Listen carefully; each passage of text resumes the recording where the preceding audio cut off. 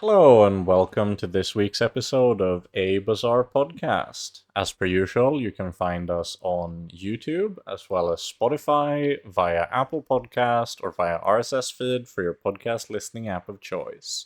Today, you'll be joined by me, MetallFenix, as well as returning guest and temporary co-host until Sixten is back next week, GooseFathr. Why don't you reintroduce yourself a little bit for people who might not be familiar? Howdy, y'all. GooseFathr here. I am a pig main, and I am a Twitch streamer who focuses mostly on teaching new beginner players how to play pig. Well, teaching everybody, mostly just an educational pig stream. And we also have, of course, as per usual, Walter. Hi, this is Showcase Walter. You can see all the little tiny sub Walters inside each one of my shelves. Yeah. Hi. And finally, guest of the week, we have Assertive. Why don't you start off by introducing yourself a bit? Hello, I'm Assertive. I played the Bazaar. I guess. I mean, I was rank 1 in season 1 and 2, and rank 1 a couple times in season 3. This season I've sort of taken a bit of a break. I've been doing like challenge runs, having fun. It's been really nice change of pace. I was also technically formally like the lowest ranked player this season. So if you invert the leaderboards, I guess I'm rank 1 this season as well. There you go. And you also do a little bit of challenge runs, I have heard. Why don't you talk a bit about that as well? Yeah, I mean, I just wanted to like do something different in like the push to like Legend. But it just sort of like spiraled out of control. On my stream, I'll like take suggestions from people. I did have a channel point redeem, but I like it more if you like anyone can just suggest challenges. Like win with a certain item, win with a certain condition. I think the most interesting one, the most fun one, I know the one that Sixen's like the most when he's been in my stream, is trying to win without spending any gold. Took a decent amount of time to get it done, but it's a really like fun way of playing the game. I find just like switching things up. Yeah, what kind That run of is legendary. I actually heard about you first because they're like, "Oh yeah, did you hear about Assertive's Goldless run?" I'm like, "What the hell is that?" Yeah, that must be a very unfamiliar concept for a Pygmalion main. It hurts my soul actually, but it's awesome. What kind of brought you into wanting to do challenge runs? I think it's a pretty interesting concept. Honestly, I'm not entirely sure like why I started doing it. I just thought it would be like I wanted to do it more like again during the push because you don't really like get punished as much for losing when you're like pushing to legend. But then after that, it was so much fun that I just thought I'd keep doing it. Uh, I wanted some sort of like reward to give back to viewers, and people were always suggesting things, so I thought why not I should just give a couple a try. Did And you learn anything interesting, like any lines you didn't know were strong, or just well, is there anything you're learning from doing those runs? oh, absolutely. I mean, the no spend run, like in particular, you are forced to just play whatever the game gives you. So you end up with like these weird half cooked boards per se, and then when they perform really well, you can sort of be like surprised. I know one time I was running like barely any burn items and just a solar farm, but because it's board wide haste, which you would never have access to otherwise unless you're given like very specific things. I ended up playing it for like 4 or 5 days and was like really surprised by how good it is. Hmm. There you go. And beyond just challenge runs, what have you been playing this week? So I have been playing. Well, actually, my most recent challenge has been to play like 10 win with every character. So I've still been playing like a real mix of everything. But I'm primarily a dually main. I also played a lot of Mac in the past, but not so much this season. I've been trying to like force crit core wherever possible because it's an item that I've been like historically undervaluing a lot. And I think with like just how strong some of the like pig scaling builds can be, I think crit core is one of your best bets to like keep up with it. But the issue is you have to like really like focus on finding scaling, and if you just don't, you can peter out and die at like 3 wins. So it's been real fun like trying to find the lines in order to optimize your chances of ending up with like the strongest board you can towards late game. And it's a nice change of pace from just sort of like picking weapon or ignition core and then like trying to get crude tools every game. I do think you can get locked into like learning lines so much that you end up playing them over and over again, and it feels like second nature. But then you might like overlook potential pivots. And I think like between the challenge runs and just like actively forcing cores, I'm not particularly like versed in, has led to improvement in general, right? Being able to actually just spot more things when you're playing. Yeah, and I definitely feel like at least whenever I've been playing Dually a lot, which is still the case currently, it gets way more samey way quicker if you just feel like you're only picking one core as compared to when you actually have a few going on. Yeah, absolutely. I think I quite like. I mean, I'm part of the gold skill crew of people who have been taking gold skill this season. I didn't do it last season, but after like the nerfs to a bunch of your small items, gold skill's been really fun. But it does also like push you down different routes, which can sometimes be annoying. But I also find that it's quite nice because when you get given something that isn't like a fiery skill, you're less likely to pick ignition core. So it means you're like actually varying up what you're playing a little bit more than you would be if you were just like trying to truly optimize everything. It's almost funnily like it's kind of some sort of counterbalance to the fact that now you're shown so many of the cores that the consistency of that portion of it all has really gone up. Yeah, no, for sure. It's we've come a long way since being able to only see 3 cores. Yeah, To and for a good while it was only two, right? oh yeah, way back. I've forgotten those days. Just like during like a monitor lizard meta, conceding if you didn't get companion core. Uh, no, it's nice seeing all the cores though. It's sometimes more frustrating though when you miss exactly like the one core you need and you just don't get it. That's sometimes more tilting because you know that you had like a well, like 70-80% chance of seeing the core you wanted and you just miss it. Yeah, I feel almost like this system will very much be one that gradually matures over time, since if Dooley ever gets to a point where there's like at least 10 cores, if you weren't shown 5 of them, it would be, you'd never see certain cores, especially when you want them. So it does feel like over time, if they wanted to introduce more cores, this was the only feasible way of doing it. And in the long run, having that gradual increase in cores should almost bring us back to like what it used to be like when you only saw 3 cores, except since you have 10 cores, surely you enjoy at least multiple of those. Yeah, I'm super hyped for like it's gonna take a while, right? Because I think designing cores is particularly challenging, but when it does get to that point, it's gonna be so fun. Just being able Yeah. to, I think like truly captures like the essence of the Bazaar of having to pick, like actually make meaningful choices, but then you still didn't feel limited because you'll be able to make some of them work at least. I would expect that they're probably not gonna push like a core with every expansion, since that would lead to the cores just increasing at probably too fast of a pace. So I wouldn't be surprised if, as has been the case up until now, we see like some expansions with cores and some expansions without a dedicated core. How many does he have right now? Like expansions? Is it 2 or 3? I'm blanking. It's 2, right? He's got like the bugs and then the like The prime. Yeah, bugs and Pig then the and Vanessa have dinosaurs. 3, Yeah. and Dooley and Mac have 2. Yes, gotcha. Well, what about you, Goose? I think people can probably suspect, but nonetheless, what have you been playing? Yeah, as always, I'm playing Dooley again. Yeah, No, it's notorious Dooley player. yeah, that's going to be my joke forever on this podcast. Playing Pig, I was trying to vary it up a little bit on, on my climb to Legend because I knew I would be tryharding a little bit, and it went the other way. I ended up playing, just kept falling into the lines that were working, which are, the sharp corners stuff, a little bit too much, and I got burnt out. And so then I went to Legend and I just stopped caring. And so now I've been doing a lot more of the burn line, which I really like. I'm hard fishing for Beehive, even though I only hit it 1 out of every like 10 runs, even though I buy one of them every 3 and it just goes in the trash eventually. But yeah, I've just been trying to not do like totally hipster lines, but figure out what else is viable when you don't over rely on what's easy.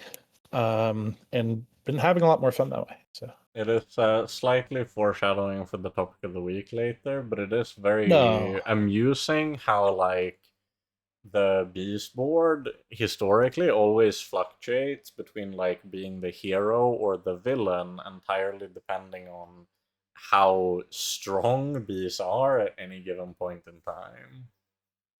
I actually, bees right now was one of the lines I was the most frustrated with the nerf, because I thought it made them completely unplayable. And actually all it did was made them completely rare. But when you do the double hoop you have to do, which is find beehive at silver, then find beehive again at silver, you can't naturally upgrade it to get your 4 bees, and you have to do all that probably by day 5. They're still OP as hell. They're still like as strong as they used to be. There's so many ways to make hay. We have better value propositions in Money Tree and whatnot now, so that you can buy and sell more properties than you used to be able to. But it's just balanced around the fact that everyone doesn't see them all the damn time. So when you see them, it's novel, and you're like, oh, good on you, you hit it, you know. So I was angry because they killed my bees entirely, and then I'm like, actually, they didn't. They just made it so people don't hate it when I play them. Nothing is ever truly dead in the Bazaar. This is true. What about you, Walter? What have you been getting up to? I've been playing a lot of GooseFathr's games, like mainly. I played some of his bee runs and some of his silk runs. Yeah, you know. Yeah, it is a Walter stream with me driving. That's pretty much what my stream is these days.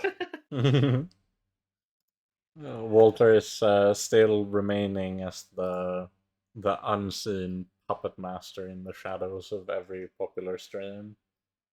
Yeah, the stream whisperer, we call him.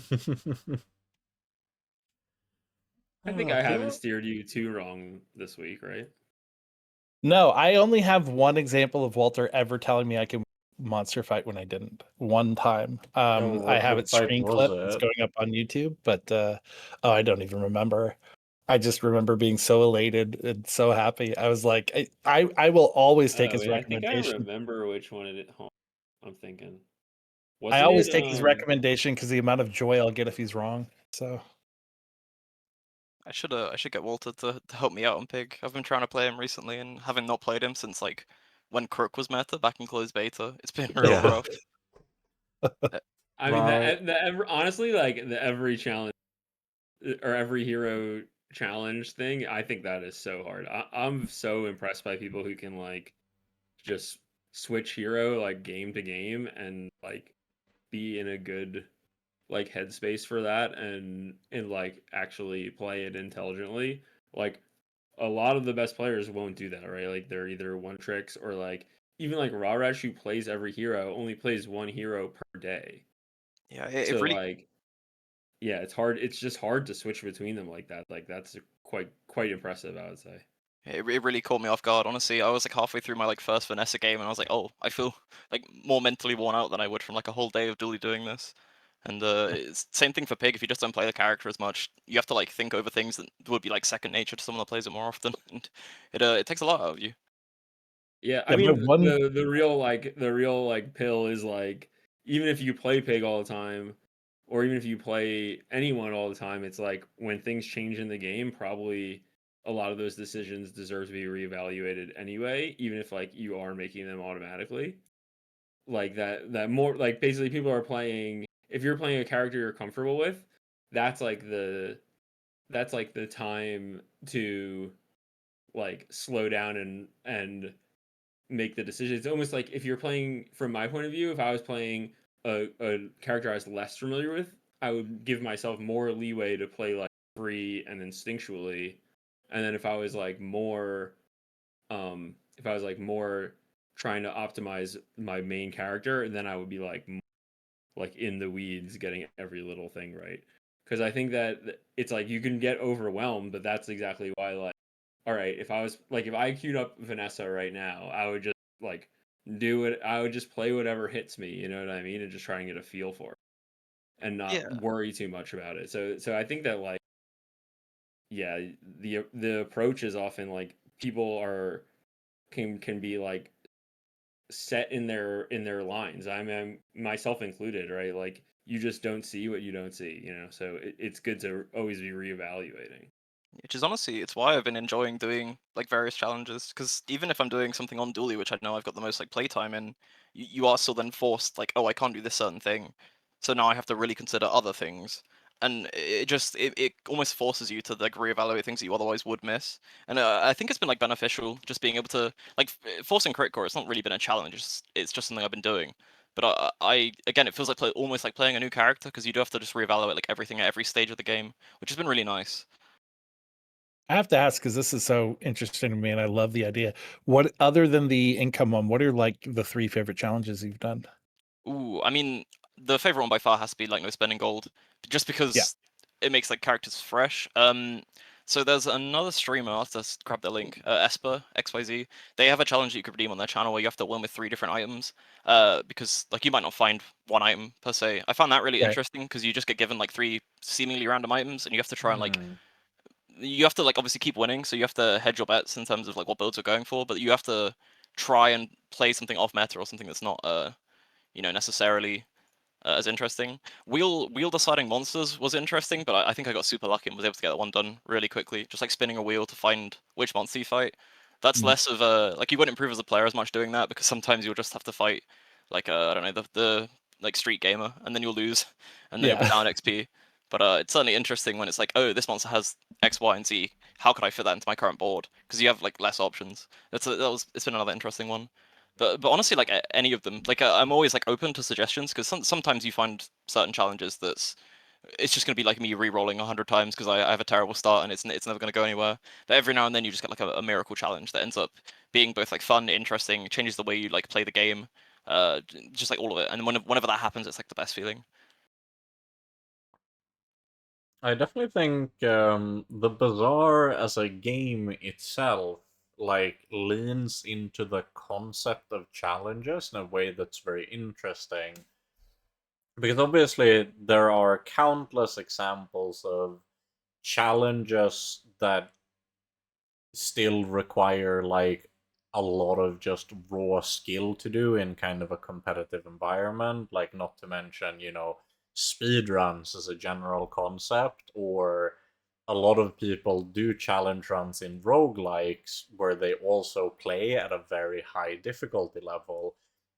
But the fact that at the end of the day, this is still an entirely PvP centered game, doing challenges in that kind of environment is different in a very interesting way, just because you have higher level of challenge and stakes to a degree while trying to pull off the challenge.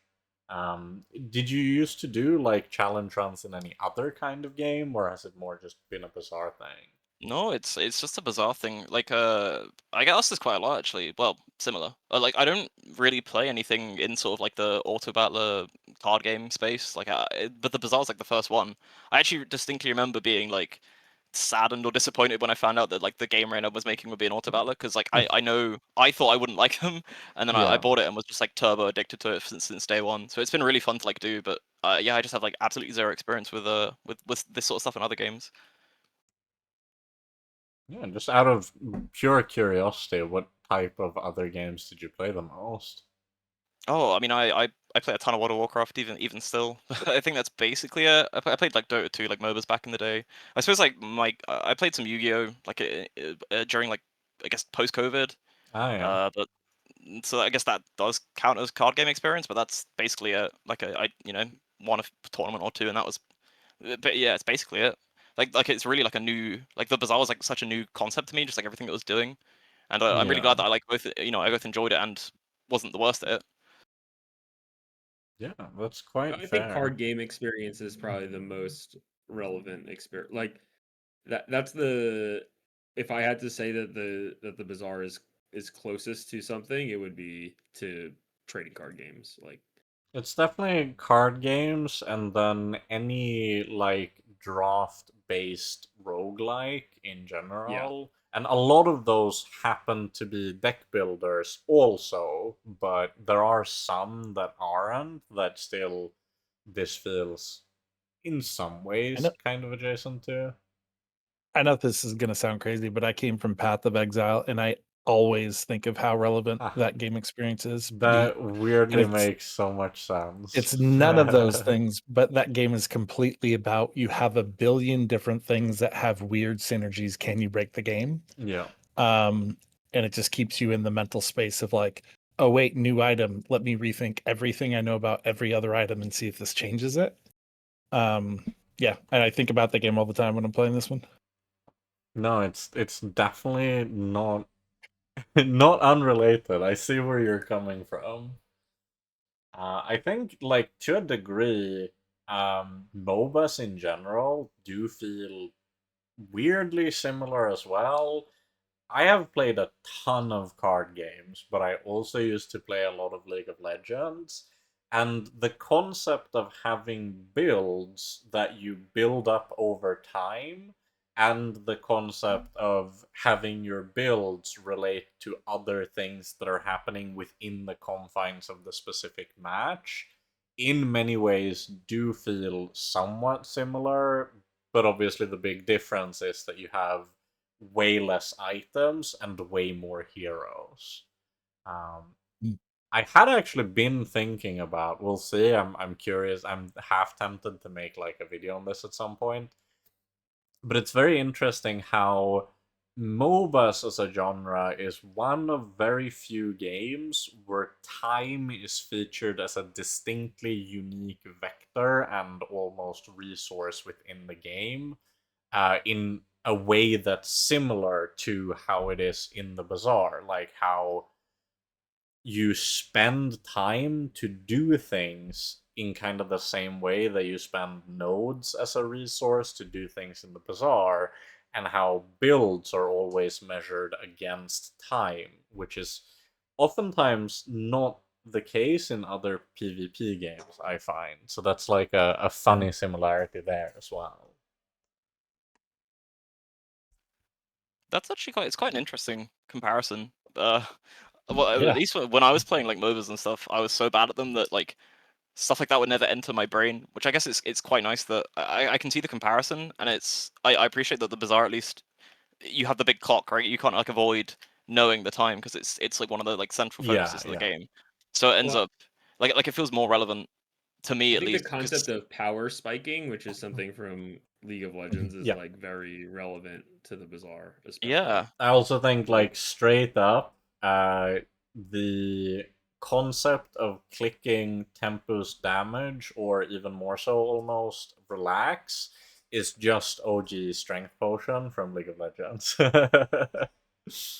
It's the best yeah, like comparison the in any temporary, other yeah, the game. tempo Yeah, nodes. the fact that I like to call it temporal advantage, because you have to relate the concept to that the reason why it is powerful is because you are giving up a resource. In League it's gold, but in Bazaar it's time.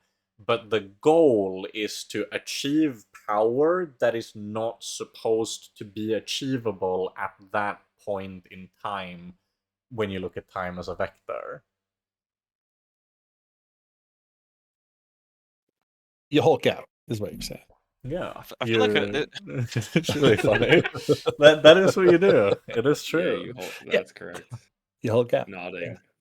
Yeah. this feels like something I could think about for ages now, and I probably will be after this podcast even because there are tons of examples in MOBAs of having to like do things at certain times or like power spikes, Yeah. and like the Bazaar, like I guess that's why I like the Bazaar because it's not in real time, so you can sort of spend more time actually like more real time think about your actions before you make a choice per hour. You Whereas know, I it guess something I didn't is. like.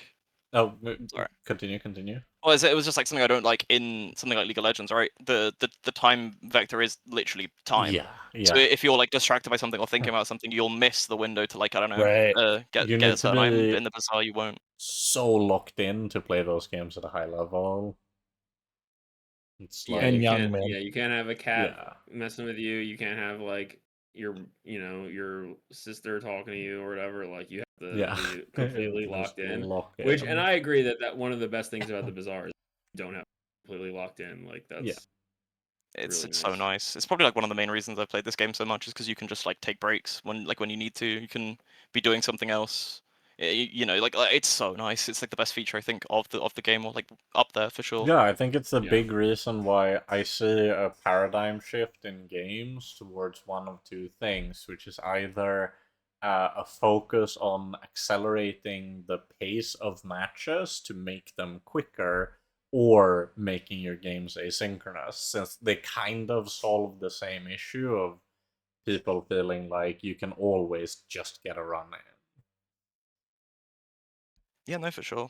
Like, you do see it a lot in like League, Dota, everything. It's all like trying to be fast because people just don't have time for. And even more so when it's like a more recent game. Like if you look at the pace of matches in like Marvel Rivals versus Overwatch, it's a very noticeable difference.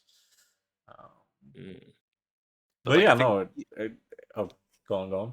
well, even then, like the Bazaar, the Bazaar being asynchronous completely like skirts the issue because like a Bazaar run could Yeah. take up to an hour, right? But you could also break that hour up over What do you mean like up to an tons of I hate hour? to weapons, tell you, like Assertive. Yeah, I hate to no. if tell you, you Assertive. The Goose, Bazaar run Goose could take can up do a to 5 lot so more far. than an hour. that's a Up to an hour. that's a dually Jeez, player thing right there. that's Yeah, funny. that's a dually player. No, The I Bazaar run could just be up to 20 minutes. always remember saying, it was so funny, before the game ever came out, I loved to just, because I'm a yapper in real life as well. It's not just when I'm given a platform. But I always told people that the reason I thought the direction that they were taking the development of the Bazaar in is so cool, because auto battlers as a genre has one of their biggest issues, in my opinion, is that there's nothing else where the time crunch is more noticeable than in games like Teamfight Tactics, because you need to have genuinely really high APM on some turns, and you are on a strict timer for like 40 minutes consecutively. And it was the big thing that made me stop playing TFT just in general, or like Dota Underlords or Dota Auto Chess, or I've kind of been around the block on that as a genre as well. But it always felt like you had to be ready to commit to, same thing as in League, being completely locked in for like 40 minutes straight is a lot. And you're so punished for even the slightest mistake, because missing one roll into not having a thing and then going into the PvP, like, imagine in the Bazaar, if you thought too long about whether or not you wanted to roll a shot, they might just toss you into the PvP with no shit on your board. That's the perpetual experience of Yeah, that's funny to me, by the way. Like that's I mean, I like obviously the like whatever kind of like lobby type system necessitates a like some sort of time control, right? Like Yeah. this is something that like has has been like a conundrum in games for a long time. Yeah. Right? Like Magic Online, 20 years ago or whatever it was when it came out, like had a chess clocks, and then Hearthstone has the rope, and there's Mhm. many like approaches to like how do you solve this problem, and I actually think that asynchronous is the best solution, that it actually is like it most cleanly addresses a lot of the pain points, because people who play this kind of game, like they like card games or they like roguelikes or auto battlers because they like don't want to go into like a sweaty Counter-Strike lobby and like, do you know what I mean, and like have to aim and like pay close attention and be dialed in at every, I'm too old for that, to be I honest. think Like You also Oh, you go first, Goose.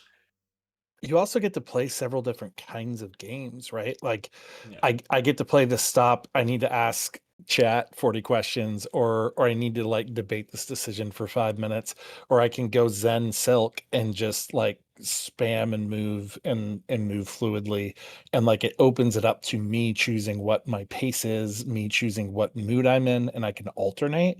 And that like there's so much variety in the Bazaar, but you also just have variety in like the tempo you want to be playing the Yeah. game at. I think I was almost going to raise the exact same thing, right? Because with the rope and stuff, the other point of view is if Oh, you're yeah. trying to play a fast game and you're getting roped every turn, you just end up sitting there bored. Whereas the Bazaar is like, I want to lock in for like this period of time, but then the next day you don't want to like be sat there playing as fast as possible, so you can take it slow. And there's literally like no advantage or disadvantage to doing that. And I think it's a really big advantage to. And like when people want to grief you, like they like go and use all. They just like there's a bunch of ways that you could like annoying with all of those time systems, and it was true in Magic Online. Like people just if you were about to win, they would just run down their clock, and you would just sit there for 10 minutes while their time ran out, and then you eventually won. But like that is obviously a horrible gameplay experience, like that, and like no one wants that. So yeah, I think I'm a big fan of the solution. Arguably, like maybe the biggest impact is just the fact that it makes complexity vastly less of a drawback from a design perspective in terms of like decision making complexity. Where in games that have to be played in real time, there's a very real, like, you basically put a skill floor on compositions that have to be executed within a certain time frame, because if you can't do it as fast as the game demands, you will simply lose. And it puts a very big strain on like the reasonable thing to do is probably then to reduce complexity for the sake of easing up on the cognitive load of the players playing the game. But then you have a game with less complexity than what is possible to do in the Bazaar without a massive burden in terms of cognitive load. You still do and you end end up up feeling that the best players end up feeling that the game is too simple, right? Because what is good for like what the mass audience is going to be overwhelmed by is not the same thing that really invested players are going to be overwhelmed by. But it is nice that in the Bazaar, it's like it's mediated by the time aspect. Like, so even if I know automatically what to do here, if you're a less experienced player, you could just take more time to make that decision and come to the conclusion. Like that, like you wouldn't have to, or you could, go to the GooseFathr stream and ask, "Hey Goose, what would you do here?" And then Goose it would say, I don't play really Vanessa." it really enhances the collaborative essence of the game Yeah, that you can absolutely. just It builds ask a community. It's really friend, nice. it's so nice for making content. Just the fact that like you can go on whatever rant you want about something without it leading to now people are getting no color commentary on what is actually happening in the game, which I was always happy to rant and play at the same time.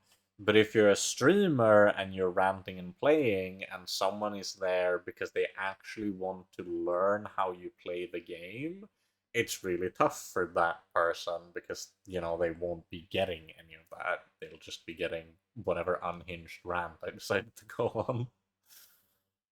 Yeah, I Yeah, mean, what I like love. definitely a lot of League streamers are like just yelling, react. You know what I mean? It's definitely a rowdier style because like you're playing the game in real time and having emotional reactions to what's happening on this. So Yeah. I mean, you can see where the difference comes from. Yeah, what I love is I can do both. I can go on my unhinged rant and just pause the game, and then I can pick back up, and then I can pause for questions. But I can't imagine that I would ever be a streamer on a game with the clock, because for me the whole value is somebody arguing with me, like somebody being like, "No, I think you should do this," and like having the conversation. Like that's the joy of doing the stream for me. Yeah, I've really noticed since I started streaming, it's fun hearing suggestions from chat, especially like stuff that you would never normally go for, right? You have time to do that. I also think the Bazaar, like, you still get some of like the emotional moments because the fights can't be paused, like when you're actually doing a PvP fight. So you still get like oh no, he crit me with 4% or something like that. You can still have those moments as well. So it ends up being a really nice mix of like the best of both worlds almost, I guess. I think that it's one of the least spoken of elements of the game, but I do know it was very intentional that Reynad, I think accurately credited a very large amount of Hearthstone's success to how incredibly well designed almost every aspect of its UI and graphics were. Like, it was nothing revolutionary. It was developed by a very small studio initially. It's not gonna contend with like a AAA title, but everything had weight to it. The cards look like they're made of tiny little pebbles, so when you drop them on the board, there's a thud that scales with the stats of the card and therefore its perceived size. When you strike the opponent with a card, the shockwave that emerges will scale depending on how much damage you dealt. I remember so many people who were so excited the first time they put a card in the game that was a 30-30, because 30 is the natural maximum base health, because everyone would just say, like, even people in real life, I'd talk to people and they'd go, you gotta make the 30-30 work because I have to see what happens when I hit the other guy in the face with it. And it's like that raw, visceral emotion brings such a unparalleled degree of enjoyability to a game that is otherwise all just about numbers and math. Like, if you were to turn this game into like a spreadsheet, for the vast majority of people, it would neither be fun nor interesting. But when you get to see all of it play out, oh god, it was so good. It's actually a term that Northern Lion coined in regards to, I think, Uma Musume, but he called the game cinematically addictive, and I think that is one of the best, like, descriptors that I have ever heard, because that's exactly what it is. The Bazaar is a cinematically addictive game because it just makes you want to see the things happen, and that's like half the reason you want to play the game. And I think that's both fun and clever. I will say people do complain about the combat spam, but it has gotten better. But like, if I am running shield as my only defensive layer and that burn is like getting bigger and bigger around it, Yeah. while I'm like racing them, right? Just the visual of that, the sound Mhm, effect of that mhm. slowly ramping in the background really does like make me get in the fight in a way that I don't even realize is happening to me until suddenly the end comes and I like let out the sigh of relief for the right. Like you don't realize you're actually captivated and being drawn in. Yeah. And it's to me in this game, and I spent a lot of time thinking about it. It's the audio effects are so good, the sound that's added when somebody dies, and the I don't know, there's so many like really good thunks on crits, and there's these really good audio cues that are just completely subliminal but make everything feel Okay. visceral. It's so good. It's So time for good. me to reveal like what degree of like a lunatic I am. Because when I stream entirely with no audio. I do not have the game, nor music, nor white noise. I don't even have headphones on. I'm just audioless. I do this too. I've done this What? like I've had 1,000 Yes! hours in this game with no Hell audio. I yeah! don't know why. Oh, I don't know why, That's and I know because I they're could search so good. for it. Actually, you're actually missing I, out. I I play with The audio lines in the now. game are great. The lines in the game are Yeah, great. no, in Oh, my case, it's amazing. entirely because I've noticed that my mental fatigue during longer streams is notably less, just due to having less sensory overload. I do actually that's love the fair. audio design of the game, and when I play just casually in my free time and it's like a run or two, I very much do have the audio. But I think it's mine's actually the opposite. I oh, I have so okay. much time off stream because I mean I used to play this game just an absurd amount, Yeah, yeah. so much, but I would just like I don't know not have audio, and it wasn't like a conscious decision. It would just be Mm, I muted the audio one day and then it was like 1,000 hours later and it's still muted. But I mean on stream I play with the audio and I do feel tired more quickly, so maybe there's something there. And yeah. just before we move on, just talking about like the UI and the sounds and everything. I think that is actually a big reason as to why I even started playing, because I didn't like auto battlers, or at least that was my like opinion at the time. I was like, oh man, I wish this wasn't auto battler because I didn't like it.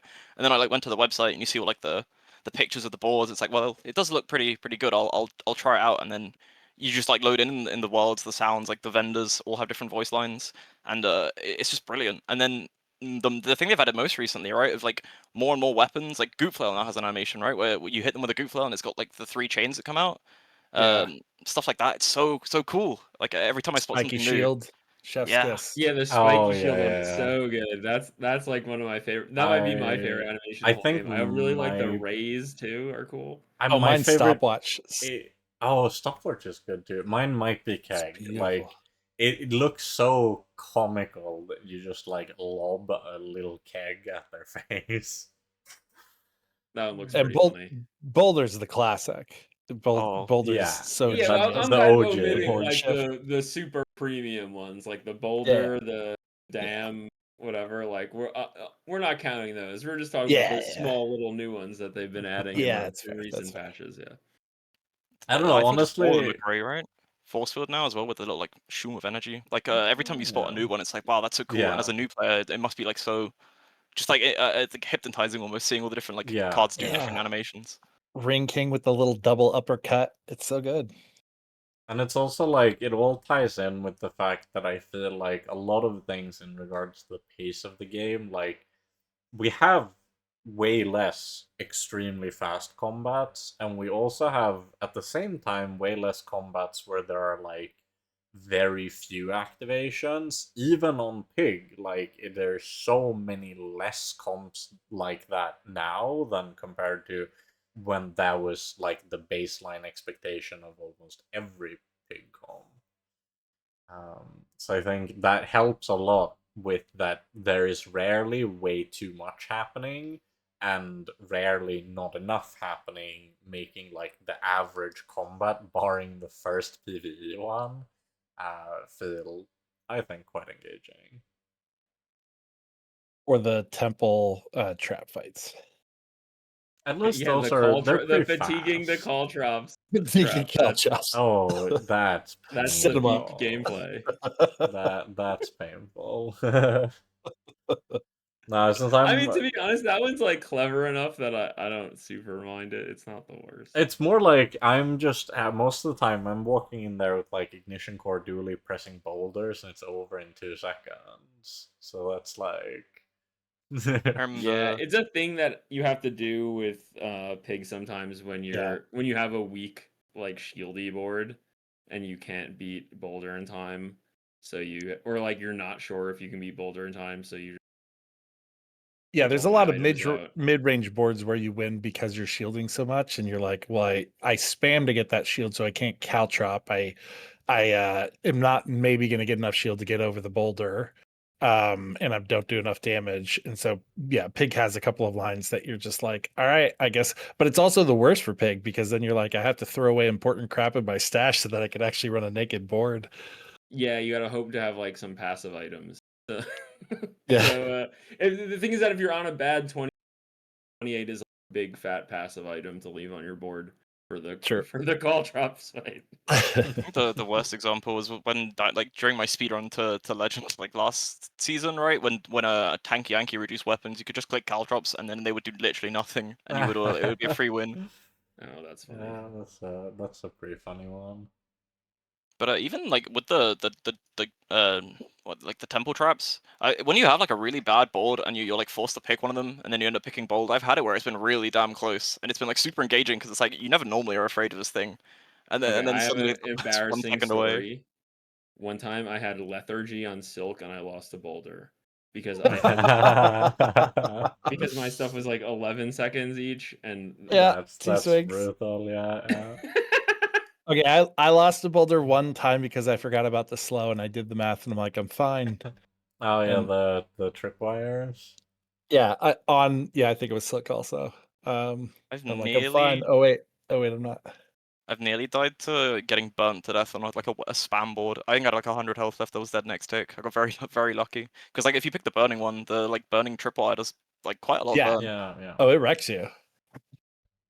I think I don't remember. I have lost to it on like some kind of board, and it was just one of those moments where I went like, "Oh, I did not think my board was that bad," but apparently. I more often will go into the temple and then chat will be like, but can you actually beat all the fights? And go, oh wait, no, we can't, can we? That is This like a newfound compassion for the struggles that you guys have to deal with.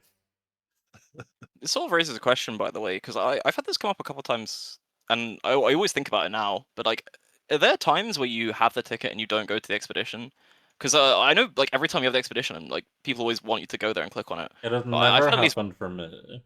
really, I've I had can one or say two runs where never. it's like I need this item or I lose. Like one item Yeah, makes my board amazing, but nothing from the temple will help me out here. interesting. And like I think luckily I've not like not gone to the expedition and then been punished for it. But it's just like maybe 1 in 100 games it happens, and it's something that's like interesting to me because Gotcha. it's something like out of like the scope of what people would normally think about. But I think So I was just curious if it comes up to other people. the I big just I've had my sold my first. ticket, but I've never like had the ticket and then didn't go. I But have I've sold sold my the ticket ticket for once. money. Yeah, Yeah, yeah, that has happened. I I actually did it have this morning. I did the Beehive run. I think it was today or yesterday. It was the first time actually that I went to Temple because I kept getting my skill beforehand and getting Obsidian on Beehive, and then I'm like, I don't need enchants anymore, and so I just skipped Temple, and Yeah. I've done that 4 times. I guess it Fair enough. It must makes sense Specifically on on Hive. these specifically. Yeah, yeah. Yeah. Because they're Because all you so care you about have is no other buying enchant targets, you don't properties. care. Yeah. Yeah. For me, the big thing has always been as someone who's lately, like, since the Temple came out, I've mostly been on Dulia or Vanessa. And every time I feel like they are characters that play for early tempo and are gold starved, which just, to me, has always made it feel like such a no-brainer in the sense of just like, no matter what happens, I'm getting like 60 gold out of that day, and that's just unmatched because it means that for the rest of the runs, all of the chocolates and gumballs and diamond skills or what have you that I might want to press is just something that I can freely do without everything just breaking.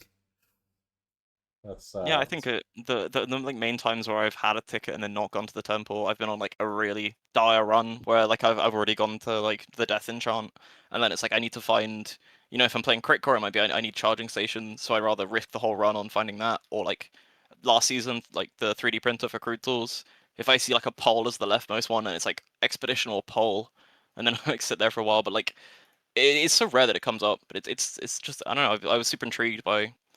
I feel like I might be the only person that's ever like willingly done it, and luckily it's paid off like every time I have. But Yeah, yeah, it's that just is interesting. like I can see, especially on crit core specifically, it's way more of an argument just in the sense that you had worse tempo to begin with, so you're likelier to be in dire straits, and you also have more specific payoffs that just make you really strong.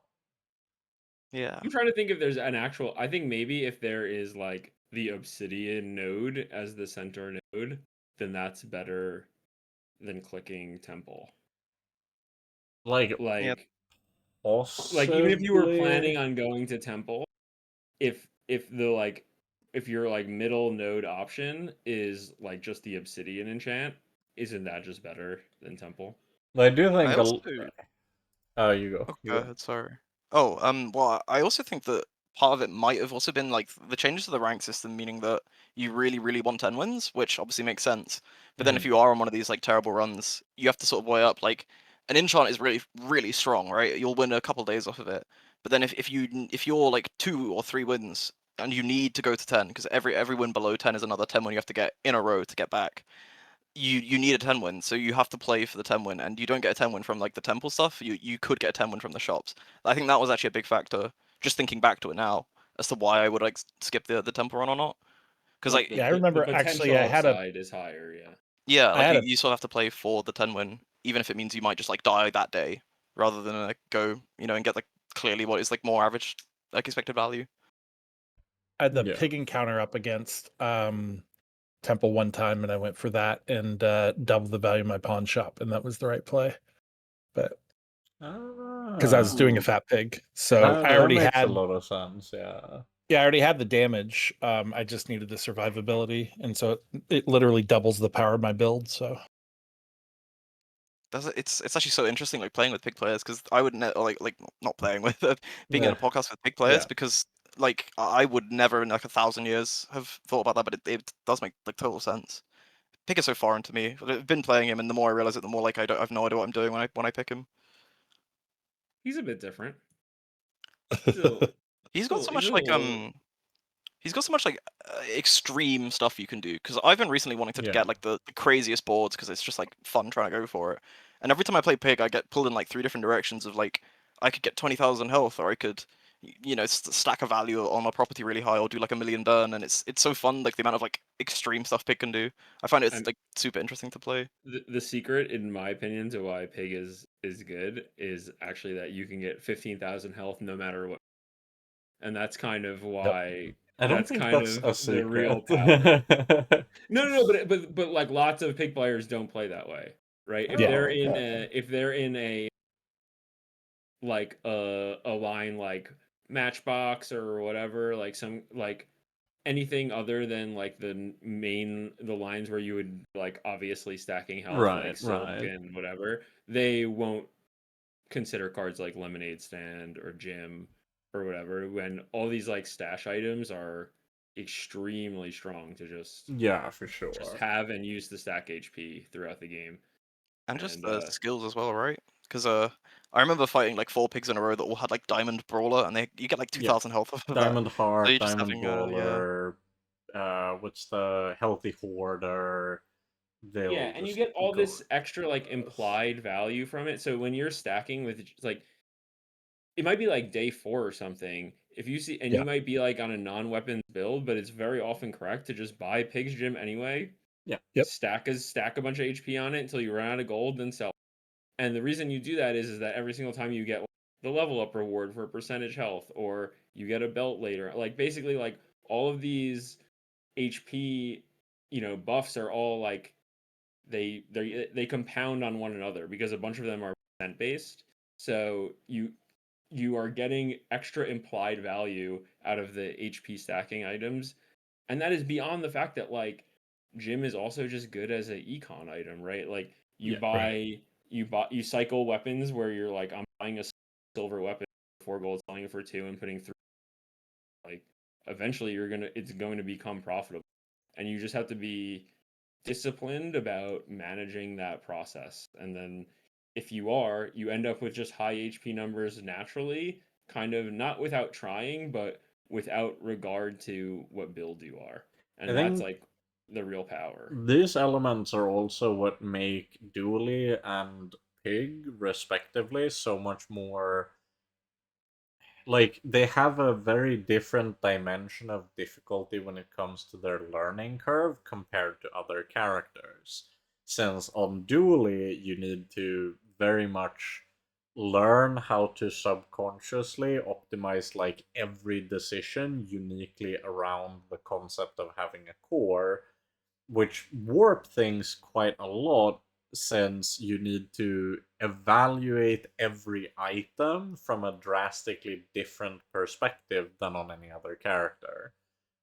So that's also one of those where, like, I think Dooley is arguably at this point in time, in many ways, he's the easiest character to play if you already know how to play him. But if you're someone who's been playing a bunch of Pig, for example, and you want to get into Dooley, it's very difficult to transition from one to the other. And then vice versa. If you're mainly someone who plays honestly any of the other characters and you want to transition into playing Pig, the fact that you practically interact with, like, you unlock a whole different game to interact with on almost a fundamental level is definitely what I have felt every time I cycle through characters and I land on Pig. It's so like, oh god, what is the current state of like metascaling and Pygmalion economy? I have no idea what I'm supposed to do because I can't intuit that from the boards I face. I need to like have external resources on like what is actually desirable to go for currently, and it's such a big Right. part I of think this so game. many more of the other heroes. That's such a good thought. Is that like you can look at the board and read the board and tell what they Yeah. did right, and you can't look at a pig and understand why all his diamond items got diamond already, or why his hit point pool is so crazy, or how he got that much value on his pawn shop. Like all that's invisible to you. I think you nailed pretty much hit the nail on the head as to why Pig has felt so mentally taxing on the couple games I've been playing of him. I think another thing is stash management, which you did touch on, but to me it's the extent of stash management on Dually is how many slots do I need to generate a new friend, or a supply cash drop, or maybe the temporal navigator. Just trying not to grief your schematics. That's your main. Yeah. And on Pig, it's I had 3 Piggles. Do I need 3 slots, or do I prioritize the boomerang I've got in my stash now, or this card that's in the shop, and you have 30 items that all interact with the stash, and that's the most overwhelming part to me is you just have so much you can now do involving your stash and item space management that it ends up being very difficult to pick up on. Don't forget And then you keeping can track of which order you bought the items in, so you know. Oh yeah, that too. Things respawned. And you can have Walter backseating you, who then talks you slowly into caring about you should sell mediums before smalls because Barcoon exists, and silvers before bronze because Valpak exists, and you also delay every decision you can, trying to keep your stash completely full while not accidentally griefing yourself by losing a coin on your level up with your money tree. The complexity can be as much as you want it to be, and then at a certain point you just tap out. You can be better, but you mentally can't keep up, and so you just have to decide certain lines you're not willing to fiddle with because it goes beyond your mental threshold. I mean, Assertive, if you want my new, this is for any hero. When you're at Valpak, you should just buy, when you haven't re-rolled it yet and you're going to roll it, you should always buy any bronze that he has. Small Because bronze. Yeah, not because just it's friends. it's No, small bronze. Any small bronze. Any yeah, small it's, bronze. it's It's also cost full, right? neutral, and he can't have them on this screen after then, or what? No. Well, yeah, but it's just it's a free option, right? You have it gives Yep. you the Oh, option to keep right. that item Yeah, for yeah, yeah. free. No, yeah. So I It's get just you, a I get delayed you, I thought. get you. yeah, I you get get to delay you this get to see decision. more. Yeah. You get to see 3 more possible cards that you can buy, while also keeping the option of keeping the card that you bought on the before the Yeah, reroll. yeah. So it's like having a 4-item shop in a way on the second side of the reroll, which I is gotcha. a That is slight genius. advantage. I'm making notes of that. This is just also definitely. everything related to Walter is always like this. Well, Deeply we'll get along great. min-max, I love that stuff. I sweaty love Yeah, it as so hell. much. he is like a fiend when it comes to just raw insanity degrees of micro optimizations. Well, we found the It's ledger trick too. I feel like we found so much stuff that Yeah. even if you only get to use it 20 games or something, I feel like those tricks are very satisfying. It feels to me, I get a lot of I get a lot of pleasure out of discovering something that's obscure and then actually getting to implement it. what's the Getting ledger to thing? Okay, so It the ledger just thing is yeah. that if your 10th cell, it can be the ledger itself. So you can put 2 things next to the ledger with 9 cells on it and then sell the ledger, and the 2 things will get the value, even though they're the ledger itself is gone.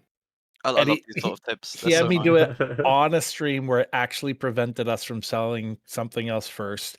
Got full value out of the ledger that we weren't going to get, and then on the next screen we were at perfect gold for the upgrade that happened to be there, and it was like, oh my god, that trick actually got me an upgrade I wouldn't have got Yeah, otherwise. it made a It was huge difference in the game, even though it did. It was actually game changing. It was like, how did that tiny thing matter? Oh my god.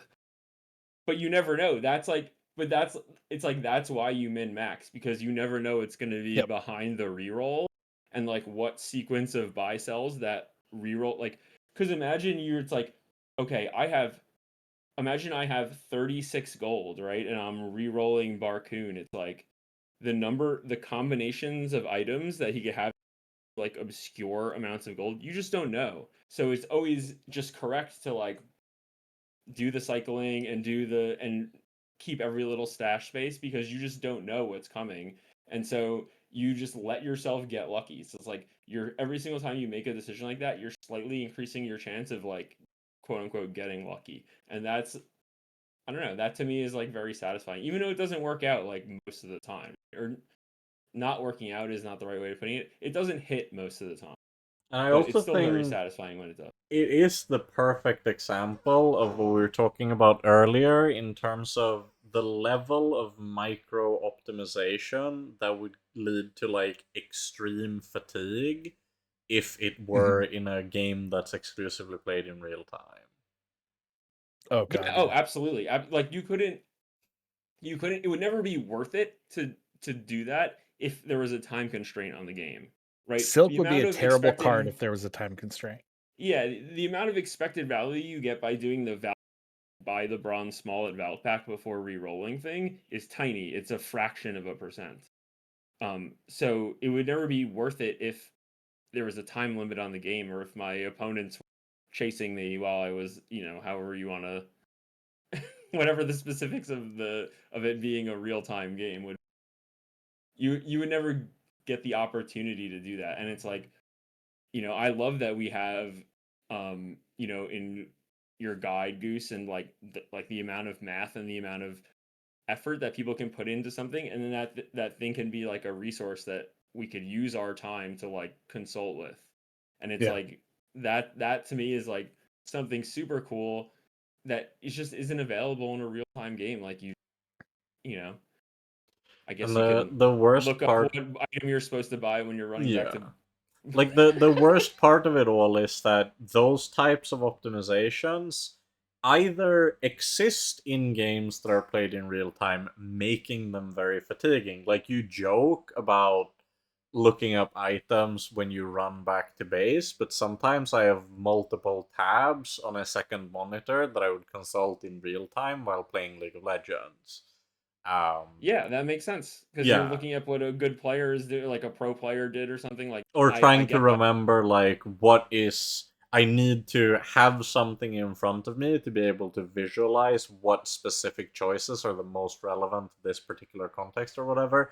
Or the flip side of it is that you might end up just entirely optimizing that stuff out of the game, and then all you've done is end up in a situation where the game just has so much less complexity than it could have had because it couldn't be allowed to have that complexity because it would be too overwhelming. I also think I was terrible at MOBAs when I played them, and I think a reason why is I wouldn't have the stuff up on the second monitor. I would just sort of like buy whatever because I didn't, with the time pressure, I didn't want to like bother with that optimizing. But I guess the Bazaar, you avoid that because you have all the Yeah. time in the world if you want to, and it does feel so nice pulling off one of the like that game where you where the ledger trick actually mattered. It must have felt so nice actually having it come up, and you're gonna remember that for a while, I find. Oh, we Yeah, it was a screamed super on the other side of memorable, that one of board. the most Yeah. memorable games, right? Like another super memorable game was like when Freeze Mac was really OP and we built like an Oh yeah. anti-freeze Mac build. Like, so some of Oh, the that was like such a good game. obscure knowledge stuff is like that is so fun. Like that, like I like that so much more than just finding something crazy and having a crazy build because I got a monster item. Like that's so Yeah, much yeah. cooler to me. Is like I'm hunting for a trick that I know that I'm trying to. There's a while where I was virus Mac transform Oh, that was stuff. fun. Yeah. Like I never like managed to put it together. But like I really wish I did. I mean, I know it was super buggy and stuff, I but got it once, and it's surprisingly not that good because then you have to optimize not losing to PvE, like not actually losing the monster fights by having like half your board be like the chunks to Yeah, get yeah. transformed. yeah, But but as you can imagine, that's a task I was excited to do. Like I kind of like that though. That's Walter I get lives what you're for saying. it. Yeah, exactly. That sounds fun to me. Is like that's a fun puzzle to solve. Is like how much how much can you grief a fight without and still get the maximum number of leads transformed, or I guess that would be the point of it. yeah, I mean, But on Dually, the closest to that is just like how many times can I get Walter to go off? Yeah. The card, how do not you think I not got you. this name? Yeah, like And that's always been fun doing that. it's such a big thing that I think that is the kind of optimization puzzle that like over time can become really like unfun. I'd very oftentimes find myself trying to like either, yeah, honestly, sometimes just outright avoiding the card water cooler because I didn't want to feel like I would have to think about all of that stuff every single PvE encounter. It I almost like, actually, yeah, I also agree with that actually, because I hate boomerang with a passion because I always forget yeah, it, and yeah. then it was every time I have to think about boomerang, and if you have. This is mostly from like a dually perspective because I don't play pig that often, but the same thing on pig. It's like, oh, I It's have the to, same for pig players, you know, trust like me. when is this pickles going to be generated? Oh, I have to Yeah. remember the boomerang, and then it's like, well, I'd rather just not buy the boomerang, so I don't have to. I mean, you shouldn't do Yeah. that. Like, but I find But I myself more really than once. feel that. Like sometimes I like forget to put a boomerang in and I'll frustration sell it to buy something else and I'll be like, no, Yeah, we're not So friends we anymore. have several chat commands around boomerang, like Yeah. a command for people to yell at me to remind me to put it in, a fail command for when I Yeah. forget to, so we can keep it counter. Like boomerang's a whole thing on my stream because of how bad I am at remembering to put it on my board.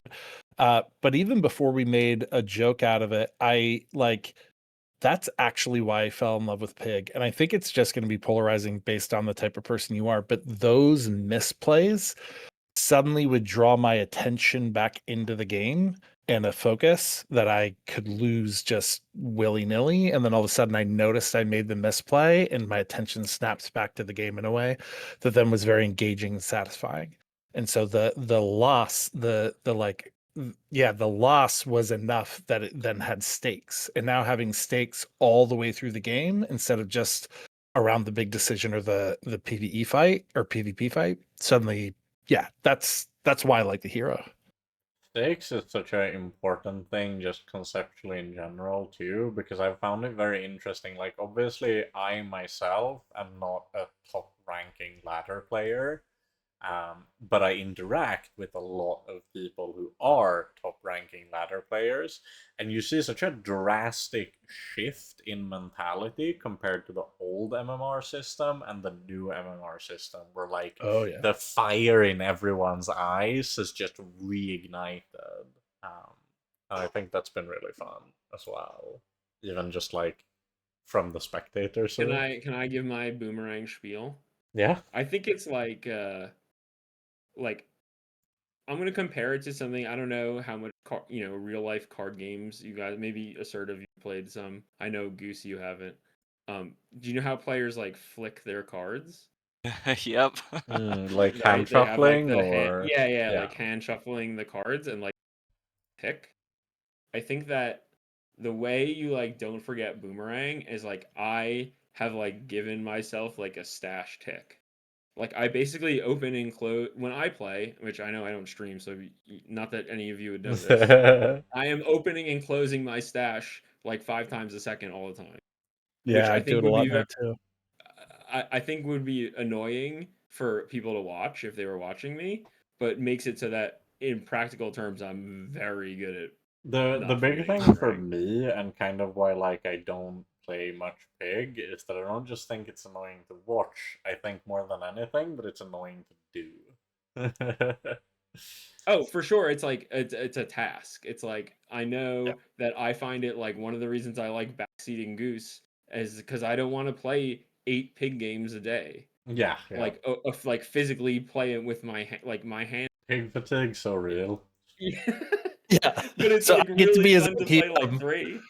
Yeah, I get to be his APM, but he's just like, hey, cycle this, buddy. I have Yeah. this. I have the stash tick right. I open the stash, and then I don't. I just like I'm eye blind to the fact there's a boomerang in there, and then I close the stash, and then remember 2 seconds in I've forgotten the boomerang. It's the worst feeling. Too real. It's too real. Well, you have to show the chat that you have boomerang before. Before you And forget, oh yeah. there's. I try and stream with as little delay as possible, but there's like still like 2 seconds of delay, and that's just enough time for me to click the fight before someone goes, "Don't forget the boomerang," and then it's Oh yeah. it's always the No, worst. you're It's like, you're oh. actually like very high tier like Omega Brain rage baiting all along. for engagement. It's insane engagement to miss boomerang. That is true. It's mad engagement. We've got it down to ! Boom, and they still can't get it out by the time I've accidentally gone into the monster fight. Remember who said it, but I think I have genuinely heard a streamer say that their favorite thing about boomerang is how good it is for engagement bait. But like half the benefit is forgetting it. For sure, that's gotta be the number one first time chatter message is you. Yeah, I'm pretty sure even I have had like you missed boomerang first time chatters in my chat. The worst part is I get more annoyed than Twitch chat does when I miss boomerang because it happens so often that I'm just like, how could I mess this up again? Like I rage bait myself. Twitch chat isn't annoyed; they're gleeful. That's the best part of backseating, man. I caught you. Gleeful to you because it's like an education stream, and they're like, you too. Yeah. Anyways, that's the number one mistake I. Doug, finish your thought. No, I was just going to be more complaining about boomerang. That's no, you get to finish complaining about boomerang, and then I segue. That is the progression. So keep going. Well, no, I think I'm done with boomerang. But okay. Is there like a document somewhere for these kind of techs? Not necessarily boomerang, but like the ledger selling stuff. Because the one on Dually is like, it's the Pig Academy study guide. Oh no, I just meant more generally, right? Because there'll be these sort of texts for every character. So on the last page of the guide is a weird items interaction list that has all of that kind of weird stuff that we figured out over time. I know Magma has a document somewhere with all like the random dually stuff as well. Like if you don't know, if you have a silver combat core and a gold core, you can still get the upgrade core at 7 and you upgrade both of them. That's like the main like tech that I know for dually that's relevant. But like there'll be one of these for every single character for sure. And I'm just curious if anyone's ever compiled like all of them. Man, can you think of any just off rip like weird Vanessa tech? I mean, I can think of some weird Mac stuff. So like with Mac, if you buy Mac has no bronze larges, so if you buy a bronze large from Curio and transform it on Mac, it becomes a silver large. When I found that out, it blew my mind because I literally somebody in Twitch chat just mentioned it offhand, and it like became like the single biggest thing for my playstyle for the next like 3 days. As I was just doing on Mac and really big on Pygmalion as well because Fixer Upper is guaranteed to transform into money tree. On Pig, it's like you use it to turn all the you use it to like make it so that all the fixer-uppers are money trees. Effectively double your money tree odds, which is so significant. But it's not a bronze to silver, which is powerful. With Mac, it's like it pays you back in a way because I think almost guaranteeing money tree feels more powerful than a random city. I kind of agree with you that maybe the Pig one is, but it's definitely still a cool trick to have. Yeah, it's very cute. Yeah, that tech is also like the only reason I ever played Goop Flow, which became like a bit of a meme on my stream for a bit because I rolled it into a Goop Flow and then tried to play it because I had nothing else. But it was such a like mind blowing tech because Dooley also didn't have bronze large at the time, so you could also do it on him. And I don't know, it wasn't like the most value, but to me it felt like some crazy like seeing behind the code level like tech. Yeah, I found it so interesting.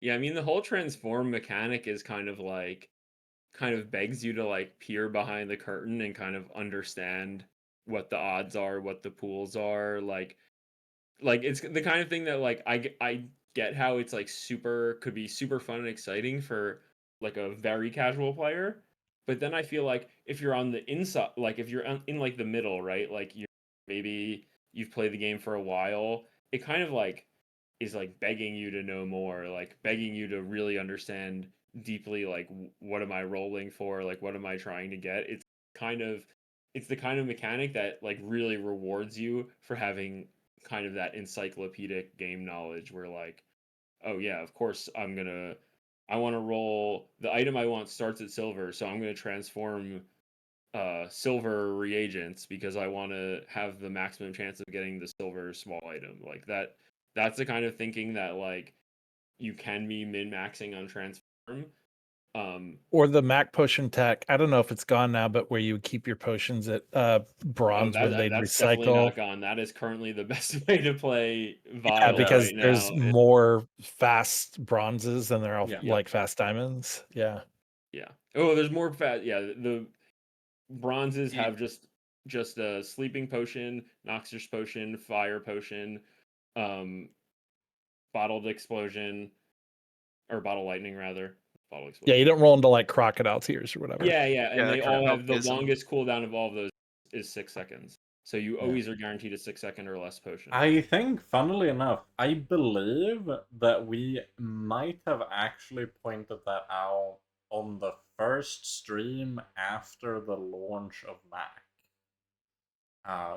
Because back then, obviously, this was relevant back because this was also relevant for the first time Vial was a build. It was also back when we were speculating, because at that time Recycling Bin Vial Launcher wasn't good. But I remember that we pointed out, I think it was probably you who spotted it originally, but when it came out, we were pointing out that it did have interesting tech with keeping potions at lower rarities because of how small the selection was. So it's very funny to see it come full circle, like 3 seasons later. That's actually meta. I mean, it's super like the build. I mean, it kind of plays into what our topic of the week is going to be, but the build is extremely strong. Whether it's that easy to get is another thing, but the build, if you have it assembled, unbelievably strong. If you have to alarm you, dear listener, we haven't gotten to the topic of the yeah. Yeah. No, but it's good. A lot of the time, like we just we kind of just split the time between what we've been playing and the state of the meta, because so often they're kind of like intrinsically connected. Half the reason we have 2 separate ones, because this one is just the yapping section at the start, and that one is just the yapping section at the end. And half the reason we need 2 of them is so that anything that you realize in the middle of the topic of the week that you totally forgot, you can bring up in the second go. So that's the behind the scenes of the true motivation for the format of the podcast. So what's the topic of the week, Metal? Yes, so topic of the week. We thought that it would be interesting to discuss how whether or not a build is easy to make. So the forceability of a build is very often almost conflated with the actual power level of that build, i.e. that when something is really easy to force and consistent enough to make it to 10, a lot of the time people end up perceiving it as if it is stronger than it actually is. And a lot of the time, I've even had people come into my chat and say how they feel like old keg, pre-nerf keg, just isn't that powerful of an item because it just feels like it's, too hard to use. Like, what are you ever gonna do with this thing? It has so many conditions that you need to fulfill, and it makes people not realize that I think for so long, the entire balance of the meta was hanging by entirely on the thread of people more broadly not catching on to just how reliable Keg was, because that would have been the entire ladder if it was ever worked out. So that's kind of the topic of the week, and usually we have the guest chime in first. So what do you think about this as a kind of phenomenon? Yeah, I think it's actually been super relevant to me in particular, just where I've been forcing critical. Yeah. Because my sort of thoughts just in general were pig drums scaled so quickly that even if you have these crazy ignition core builds, I've managed to die even having a 1 second core because they're able to scale weapons so quickly they just kill you. So then I really thought that the solution is to play crit core because it has a higher power. But then the powerful version of that build involves finding exactly charging station. You can get away with other builds, which again also plays into the topic of the week, right? But the strongest one is charging core, but because it starts at gold, you're really unlikely to find it. So even though it is powerful, it's not something that I should be actively trying to force every game, because the games you don't find it, you are just going to lose. And then you kind of have to go again for a weaker board that's more easy to assemble, because it can just tempo you over the line to 10 wins or so. I think that's also, again, just from a dually player perspective, that's also why crude tools ends up being so nice, because you can like play the crude tools like the whole game, and then you also have the option at any point to then go into a powerful build, so it's both like strong and easy to assemble. Yeah. Whereas like the other cores, it's not such a like simple like line and transition from like mid game board to end game board. So it's like it's weird that like it gets conflated, and even I've managed to like do it myself. But it's something you like really do want to keep in mind as you're like playing the game and like deciding on a path to go down as you progress through like a run or whatever. Yeah. And we have spoken about this in the past, but oftentimes perception biases, when they arise, tend to also disproportionately affect one certain character in the game, which I'm not going to name any names, but there might be two players in this call who are very excited about the topic because of the character that it pertains to. So, Goose, why don't you take the floor? Well, yeah, I think that there's the exterior and interior perception problems of this, and it warps your play in both ways. One is like if you ask a pig player right now, or if you asked a pig player a while ago before all of the Rareshes and whatnot, like taught everybody by a billion wins how to do the shields, 28-hour fitness, or the sponsored apparel, wrist warrior shenanigan stuff, everyone would say drum was the problem. And if you asked a pig player, we knew that it was the shield stuff was the problem. And drum was the problem because drum was easy to put together. And so you just lost to it more. And so it felt worse. But inside the build, while you could put drum together more, drum just was not a consistent 10 winner. It falls off too hard. If you don't get your upgrade to gold, you just lose starting around day 8. The board just necessarily has a lot of fundamental problems, and because it can't keep going into the late game, like if those problems plague you, you lose. But on the sharp corners or 28-hour fitness version, it doesn't really matter if you drop some games during the tough assembly period because you'll make them up later. You're just so much more consistent. And so, yeah, so on the inside of the board, a lot of people will see drum, grab drum, snap into it, even though they were building the mixed line for showcase.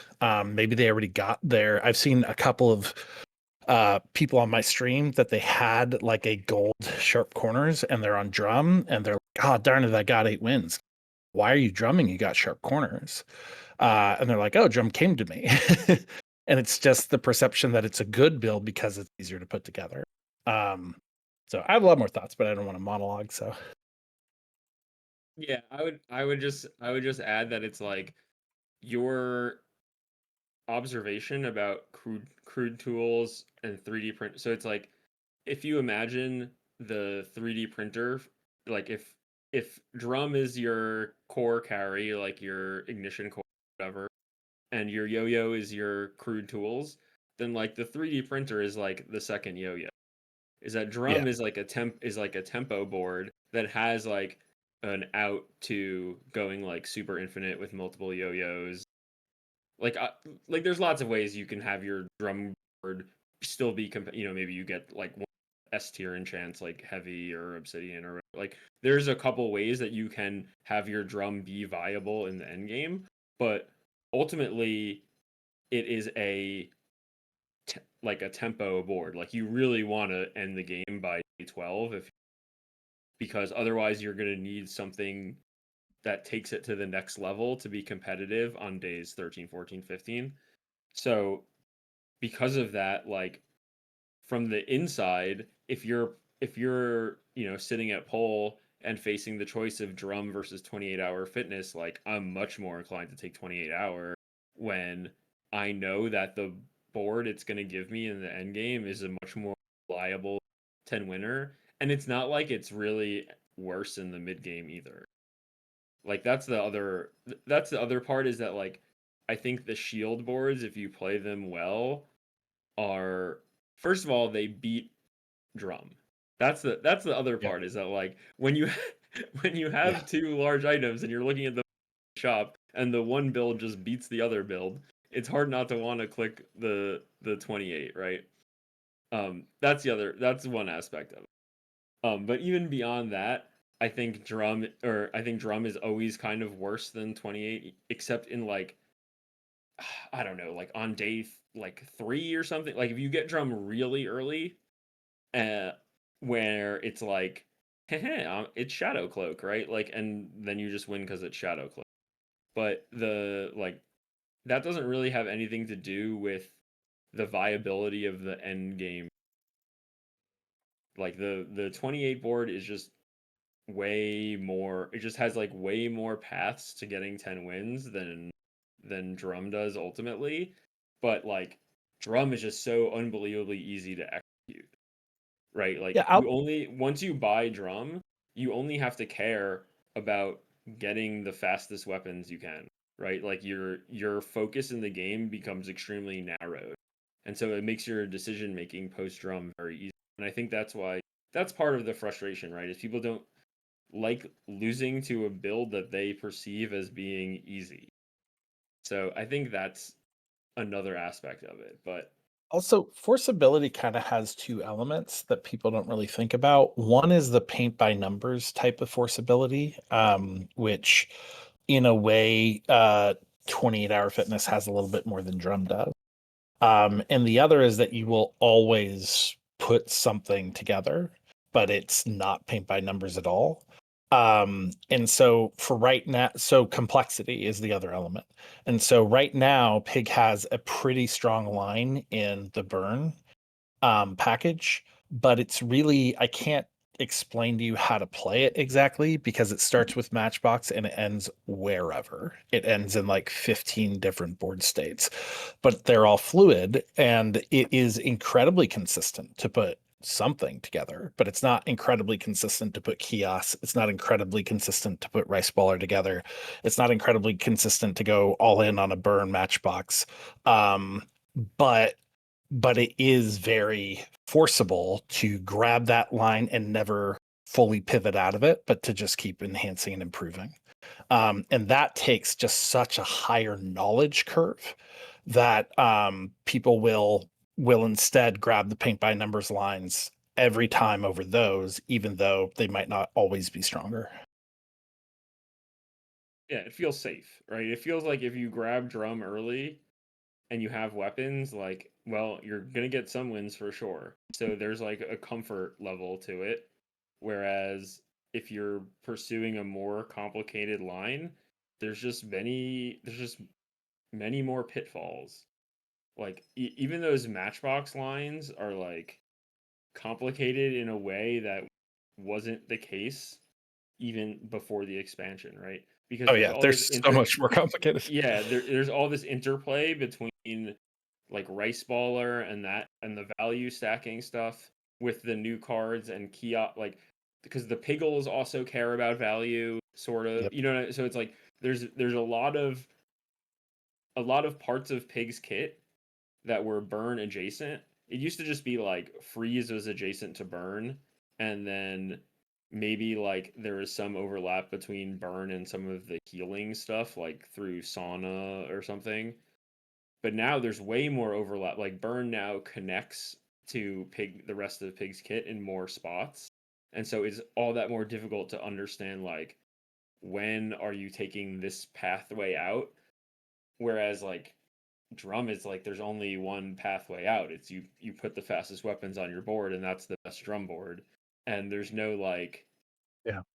there's no like second part. There's no step 2. There's no switching to another thing and trying to kiosk and finding it just isn't there. So Yeah, like the last 3 times I played the burn line, someone in my chat asked me, or was trying to call me out for the misplay of leaving my what's it called, rewards card on my Matchbox. And I'm like, no, this is actually the beginning of the burn line now. I have to value stack on all my items.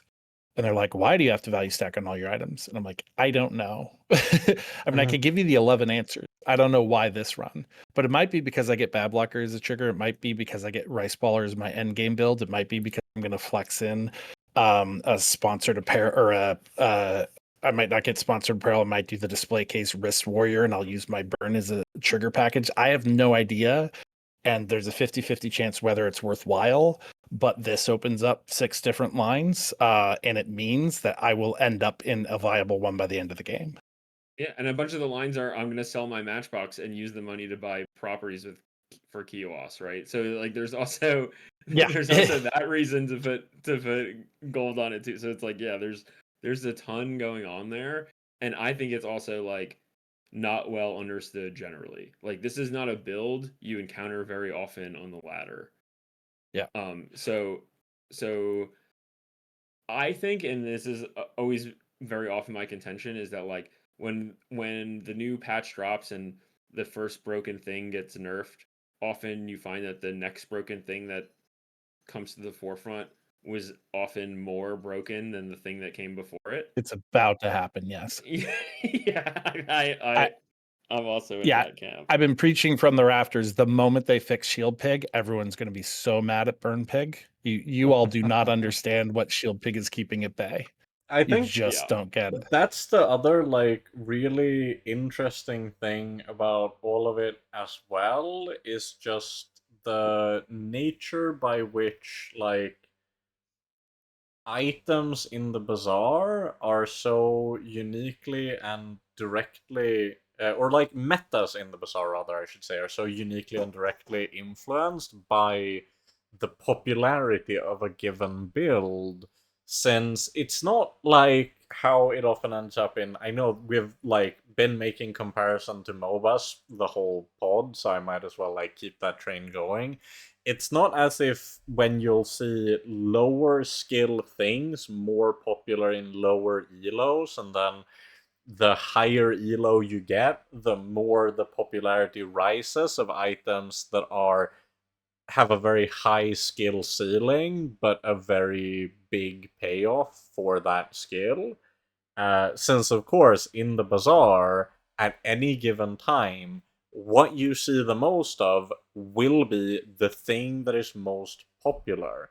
And it's fascinating in a way, because I think it also makes the bazaar arguably, out of all the PvP games we've ever had, the one that is most directly influenced by things like streamers. Because if Yeah. whoever is the biggest streamer on a given day just like goes on a tear with a particular build or something, in real time you'll start to face it more and more. And that doesn't make it the strongest build in the game, and the fact that it isn't the strongest build in the game does not mean that it shouldn't be adjusted. But it is fascinating how I basically don't think there has ever been a case where the strongest build was also the most popular build, so you can almost assuredly bet that if a build is the most popular, it's not the strongest. I mean, there is the name for this phenomenon, and it's one I learned from Magic. There was a Magic writer named Pat Chapin, and he wrote about this, and it's called an information cascade. And the Yeah. idea is like basically like the people who play the game are all getting their information in different ways, right? Some of them are watching streamers, some of them are just looking at their opponent's board and seeing what happens. Some of them are watching YouTube, some of them are reading Reddit, right? Some of them have no information, they're just playing the game, right? So there's these different groups of people, and each one has different source of information. And so as that information moves from one group is discovered by the next group is discovered by the next group, and it creates a cascade, waves of people trying the new thing, which makes it appear that it's much more popular than it actually is. It's a self-perpetuating phenomenon, right? And then like people go on Reddit and complain about it, and guess what? Going on Reddit and complaining about it does. It makes more people build the build. Of course, of course. Yeah. What do you think? They see other people winning with it, and other people complaining about those people. They say, I want to be the people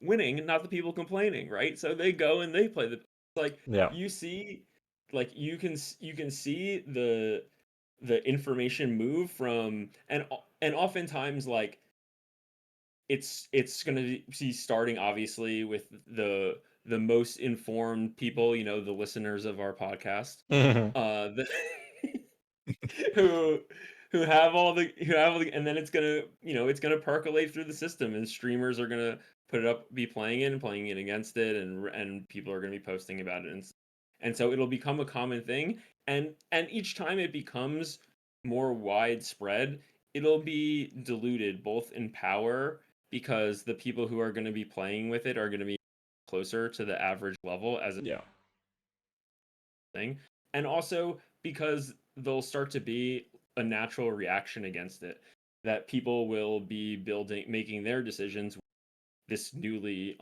uncovered build in mind, and so they'll be putting out ghosts which on average are better against that new.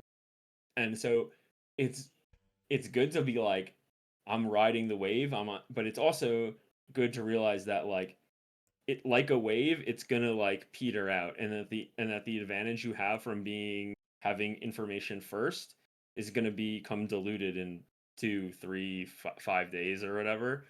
Um, and that like staying on top of it is like that is the game.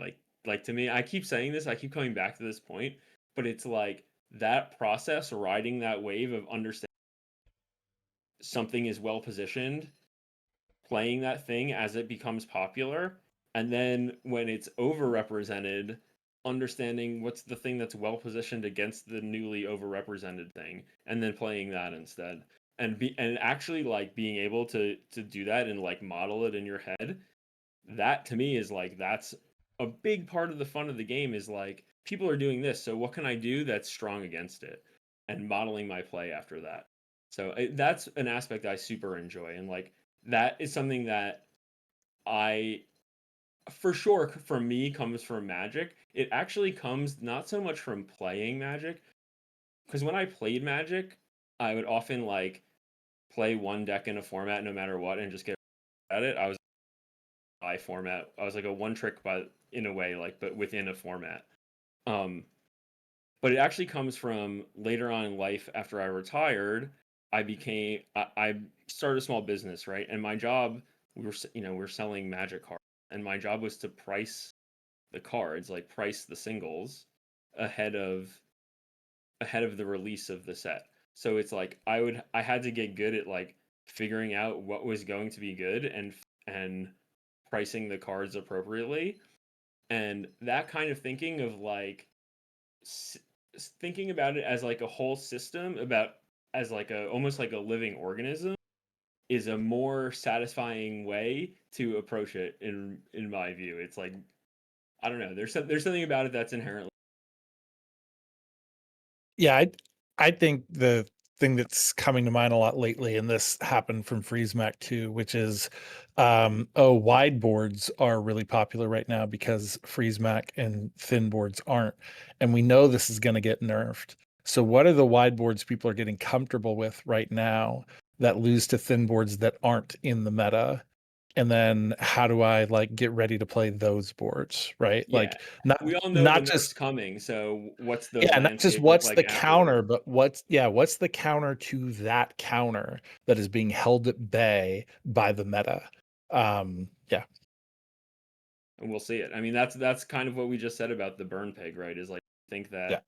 that part of what's happening is that like 28 is also good against the burn pig builds in a way, because shield, Yep. and that if they are nerfed a lot, then Yeah, it's both burn people are will get nasty. overplaying 28 and not choosing to play burn because 28 is so good, but also because 28 is a counter to the burn board because of the amount of shield. So when 28 gets nerfed, it's going to have double multipliers. But sorry, Assertive, you were going to say something. Well, yeah, I think it's quite hard to actually like predict that sort of stuff, because I know FreezeMac was really good for me. I was playing a lot of FreezeMac, and it was like clearly overpowered. But then I thought I had it all figured out, that like when FreezeMac would get nerfed, I'd just swap to playing like Sands of Time FEMA builds, and like whilst those were strong, they actually like caught certain stuff and managed to nerf like the second and third best builds I sort of like had planned up. So Yeah. I actually think like you might just be better off like trying to develop the skill of quickly figuring out what's going to be good after the nerfs, just in case they end up hitting the thing that you were going to play. I think I was quite fortunate as well that like I mean, part of it is that they always make, when they do nerfs, they usually do other changes. I mean, they didn't in this very most recent like one line wrist warrior nerf, but generally when they've done hot fixes, they haven't been only nerfs. So there is like, of course, there's some shakeup from that also, right? Like you don't know, you can never predict like, oh, they're suddenly just going to make this other card super good, like because that's something that they do. So Yeah, that's also something nobody expects hogwash or the Spanish Inquisition. Yeah, just what if we made hogwash the best card? Oh man. Send patch. I still have clips of me getting hit like day 1 with the infinite burn hogwash. I know someone got hit with the day 2 wrist warrior freeze infinite when that worked. Oh, those were brutal times to be playing, man. They certainly No, were I think you can. some of the times of all time, eh? Yeah, definitely for sure. Even I was playing pick then because it was I wanted to get on the fun with the infinite loops before they got nerfed. I missed out on Bob, you know, the first rendition of Bob. I got to get in there. But no, I think there's definitely a skill in not necessarily like knowing just from patch notes what's going to be good, but being able to pick up quickly on what's good, and then also identifying like total like build paths you can go down. Because I think I suck at reading patch notes and then like actually knowing what to do. But I think the metas I've done the best like rank wise have been ones where I've quickly been able to find like reliable and consistent build paths to like strong builds, which you can't actually always do. I guess it comes down to the whole like power versus consistency topic actually, but you can't always do it. But if you can do it and you identify it early before again like the information cascade, you're in a really good spot. I think Eels is probably the best example of the like information cascade. As you were saying, it was all like a think about. Yeah, it's a great example of it because it took weeks, actual weeks, for it to really become popular, even though it was possible to do the whole time. Yeah, and I remember there being a crypt video. This is my point of view from it. I remember there being a crypt video, and the next day it was all I fought, and it was part of me always wondered like, was it just the crypt video? Not that it's like Crypt's fault or anything, because obviously people have been doing it before, but that was a distinct turning point of where it was all I was facing right after And the the video answer came is out. it was yes, but it wasn't just the crypt video. It's all the people who watched the video then putting out ghosts who were fought against by other people Yeah. who then posted those builds on Reddit, and then there's all those people who read those posts on like, so it's like But then there's the photo negative version, which is my favorite, which is like the Hamlet build that somebody put a crazy Reddit post about how good Hamlet was, and then suddenly you saw all these Hamlets on the ladder for like that was 3 days, and you're and you're just stomping them. That was so funny. The funny story behind Hamlet, right, is I think the first person to theorize Hamlet was someone called Pethram. I don't think they play the game anymore, which is a shame. But they're consistently quite low ranked because they always do like the world's stupidest builds, and they suddenly just drop this like strategy day 1 of the patch that ends up being like a meta contender, and like multiple rank 1 players are using it, and it's just from someone that like forces Harkovian launcher every chance they get. It was just funny that it was like a week after that the Reddit post came out, but it was just sort of like came up with somebody just like dropped it in the chat and ended up being like super relevant. Yeah, you can't be like, if you're just picking random cards to be like this card's nuts, then you'll be right eventually. Like broken. I mean, I don't want to twice a day or whatever. Yeah, I don't want to be so dismissive. That was maybe rude, but I'm just saying that like if there's you're the other like version, trying to make which is sorry launcher work, then you know. Yeah. There's the other version, which is you're looking at a card and you understand why it's awesome, but they haven't built the thing for it yet, right? If you're looking at Heal Pig, there's so many pieces of that are like incredibly powerful and flexible, but there's no damage conversion. And so the build just never does anything. Yeah. But the moment you like give a reasonable, consistent damage conversion line, there's going to be some people that really understand I always forget the name of this, but the relatively newer medium in between 2 items and heals every time, the value from one. Yeah. Yeah, hypergreens. Yeah, like there were some really cool hypergreen attempts I've seen from people that are genius that just don't work because you can't parlay that into damage. Right? So some people spot the brilliance of the card, but just it isn't viable yet. And so yeah, it doesn't mean that they're not brilliant. It just means that they're like they're ahead of it's still waiting they're for ahead components. of the curve. Yeah. Yeah. Yeah, and being ahead of the curve is a huge like advantage. I think Yeah. Peace Roll, right? Maybe I'm actually wrong on this, but to me it felt like nobody played Peace Roll for ages. And I was having a great time in the meta, just like spamming Peace Roll since day one and just crushing everyone because it felt like nobody was abusing that item until maybe like a week later it got discovered. If you can get ahead of the curve on it, you've got such a big advantage. Yeah, it got significantly buffed. Was that I thought that was just between pre-release and like the start of the season there, No, because I know it didn't give a chunk Really? of lead on release. Oh yeah. No, I know you're right, because I couldn't play at the start of the season. It was the first season. Well, I mean, it was the second season ever, yeah. but like I couldn't play at the start, so it was like I basically started playing right as the change came out. So I guess that's why. Yeah, that makes Yeah, sense. well, No, I I was think playing it pretty hard since the change, right? yeah, but it people didn't fully were catch on for a few days, though. yeah, like people were definitely playing it at that point, but as you said, it took like a solid week until it saw widespread adoption in like the meta more broadly. And it It's also like how took time Walter to figure out all the tricks, right? Like that was that Peace Rod was a card where like there was a lot of subtle strategy to it, like, and it was also not really obvious for. I mean, and maybe I guess we'll never really know like what the best thing to do really was, but it's still not obvious to me like what the best thing to do with like the rest of your board is on a Peace Rod board on those patches, because there's tons of options and they like had really good arguments for a lot of them, and that was like, I mean, that's it kind of relates to why I like Silk too. I think that they're flexible in a different way. You have to do a certain thing, but then because your thing is so narrow, in a way it gives you the ability to do whatever you want with the rest of your board, which I kind of appreciate that. I really think that's another big part of like being, well, it's not like the main thing, but like being a good player, right? Because I always complain about this with FEMA builds. It feels like you can have a FEMA build and do really well, but like the best players will be able to optimize that FEMA like board. Like before Sands of Time, right? The best thing you could be doing with FEMA was looping an incense over and over again with hardly working, and it was like super consistent because of Mac's like lack of skills. But then a lot of FEMA boards out there wouldn't be doing that. They'd be running like 5 incense or just like I saw way too many boards that had like 5 smelling salts or something just in a row, which I guess is funny to look at, but it's not like optimal. Yeah. And being able to like know that this version of the board, like on Dually with the 3D printer, right? I think the best way of doing a 3D printer is having the like Uzi metronome so that you spawn all of the items with haste, because your board doesn't like actually do anything really until the transformed creatures like go off. The haste on, But like people just like don't do that. So even if they get like all the meta pieces, they don't like construct it in a way that ends up being like truly optimal. And I think that's I don't know, it's something I notice like far too often when playing, that like this person has all the items, but they've maybe set them up in the wrong way, or they're playing an item they could just take out of the board and it would be stronger because of like skill synergies and stuff. Spotting that stuff I think is really like important. The Wrist Warrior Shield package was like, I came a week into the meta because I was on vacation, and there was still a week on stream where every time we saw the board, there was a positioning error, like some egregious, like your build just does not work because you did the combo wrong, and some just like minor positioning errors or medium, like or they're playing 28 with no way to scale their damage, like they're because they had no active shield items, they only had like. Exactly. They see that people are running 28 and they see that people are running the sponsored apparel and the Wrist Warrior, and they put them together with no other shield items. So 28's literally doing nothing for their damage scaling.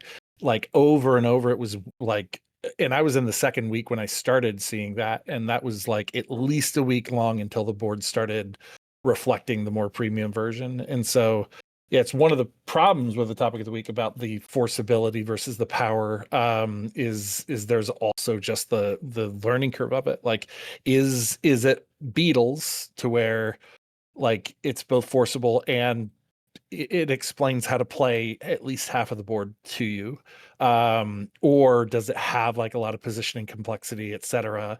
Everyone suddenly learns how powerful it is, but they don't learn how, and then it, you know what I mean? And then half the boards you face aren't actually that strong.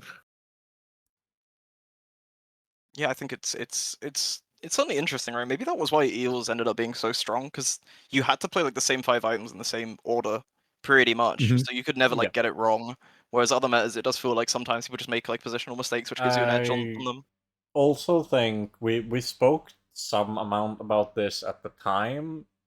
But whenever the build that is easily put together also features something like metascaling, it typically tends to make it vastly easier to abuse as well, because it just goes over the top so trivially. When you always have Orange Julian constantly scaling you up, even if you have made optimization errors throughout your run, it's very unlikely to matter. And also, that goes double for builds that are inherently polarizing, which is oftentimes then what becomes the most popular. Because if you have a polarizing build, like bees, like eels, like what have you, it gives you even more forgiveness in terms of all you really need as a criteria is a good enough matchup spread, and you will win a Right. sufficient amount of games, because the only thing you need to do is reliably assemble the board, and then average variance will mean that you will win an above average amount of games. Yeah, like on stream, we were starting to keep track of playing against paid actors versus like high rolls. And we were running bees. And so literally the moment we saw there was a red card, we're like, paid actor. And then people are like, wait, is this really a paid actor? That could have been a good board. And I'm like, it's a paid actor against me, man. They got a red card. And so my board is just now strong against 20-30% of compositions at least. And it doesn't even matter if I'm playing it correctly. Yeah. I was very like, I just remember like the moment I started getting a little bit peeved. It was before I was like outright annoyed at this, but I started being at the very least a little bit peeved when it was like you'd run into them playing like Death Charge and you just had one Zoar said and you just died instantly, and you'd be like, really? Is that how Yeah, this one card is works enough. now? Yeah. And then you'd be twice as annoyed when you're trying to play weaponless Vanessa, and then you'd still just lose because they were just that good. You'd be like, Yeah, they were. really?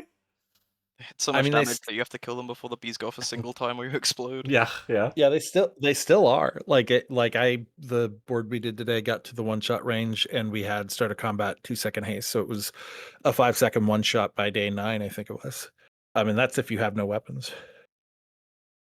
The worst is running like a single Uzi. And then it's like, okay, well, I lose. It's over. Yeah, yeah. Instant death.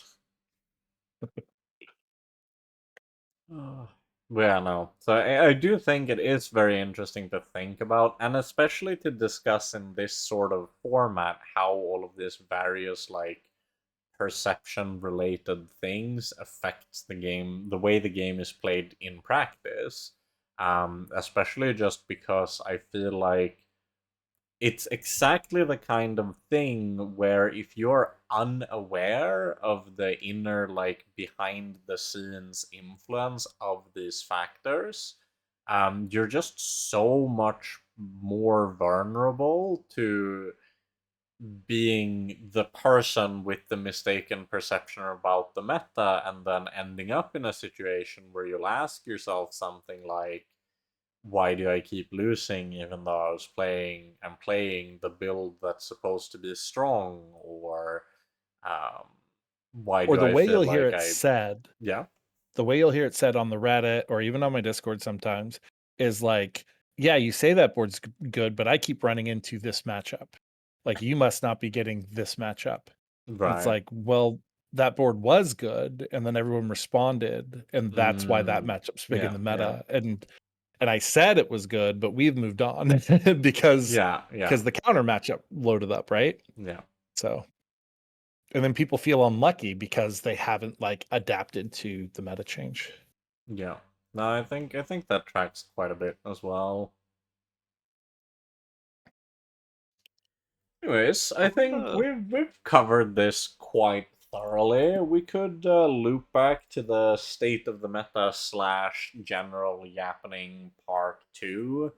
Um, I might honestly, I'm getting a little bit tempted now if anyone sees me have completely changed the way the presentation looks to just be Yappening Part 1 and Yappening Part 2. It's directly because of this segment. But nonetheless, we have hit the Yappening Part 2.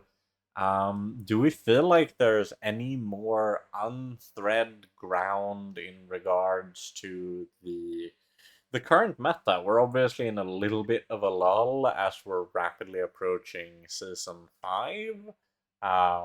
But hey, maybe there's still something that we don't feel like we've entirely covered yet.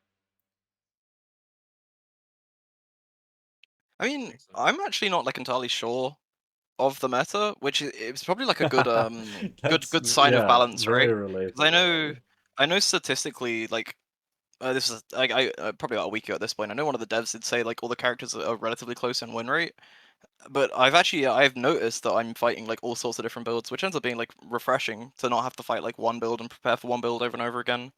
I think like obviously drum and fitness you see quite often, but then you also like run into Max. Like it feels like every character's being able to shine, apart from like maybe Vanessa. It wouldn't surprise me if she's like slightly behind. But also it's going down to the thing that you sort of talked about like last week or last episode or the episode before that, where like it does feel like Vanessa's really difficult to play at the moment. At least in my experience, I'm so bad at Vanessa, it's not even funny. And it's just hard to evaluate your own power level. Yeah. That's what I think is I think the chief thing that people are struggling with. It's hard to tell whether buying a new item from the shop is making your board better or worse on Vanessa. Yeah. And I think that's hard to deal with.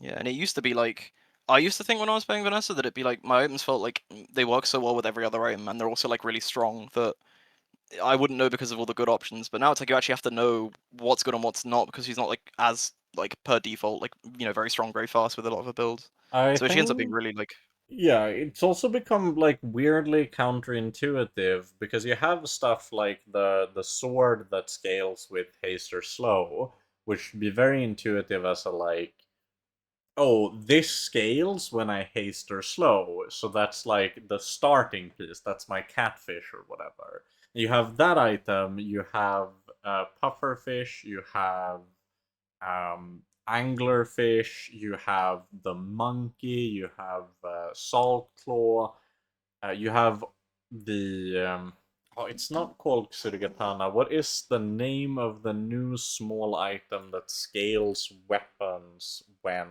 you slow anything? I'll have it up. No, it's Kusarigama. Yeah, I was very close. I called it Kusarigatana, but it is Kusarigama.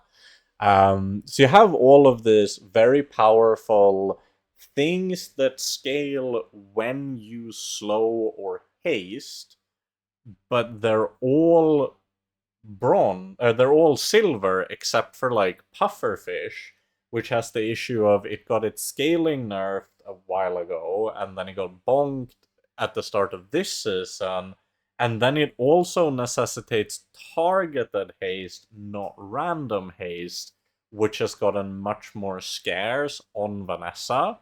So I always feel like you end up in this weird spot where it's very possible that you find something that used to always be really powerful direction, like shot glasses or saloon or some equivalent, and you just don't have anything that goes with it yet. You can't pick up the scaling thing first and then the support piece, or vice versa, because for so much of it it's just all at silver, which just means that you have to start assembling it, but like you have 2 days less to do it than you've historically had on almost any character in the game.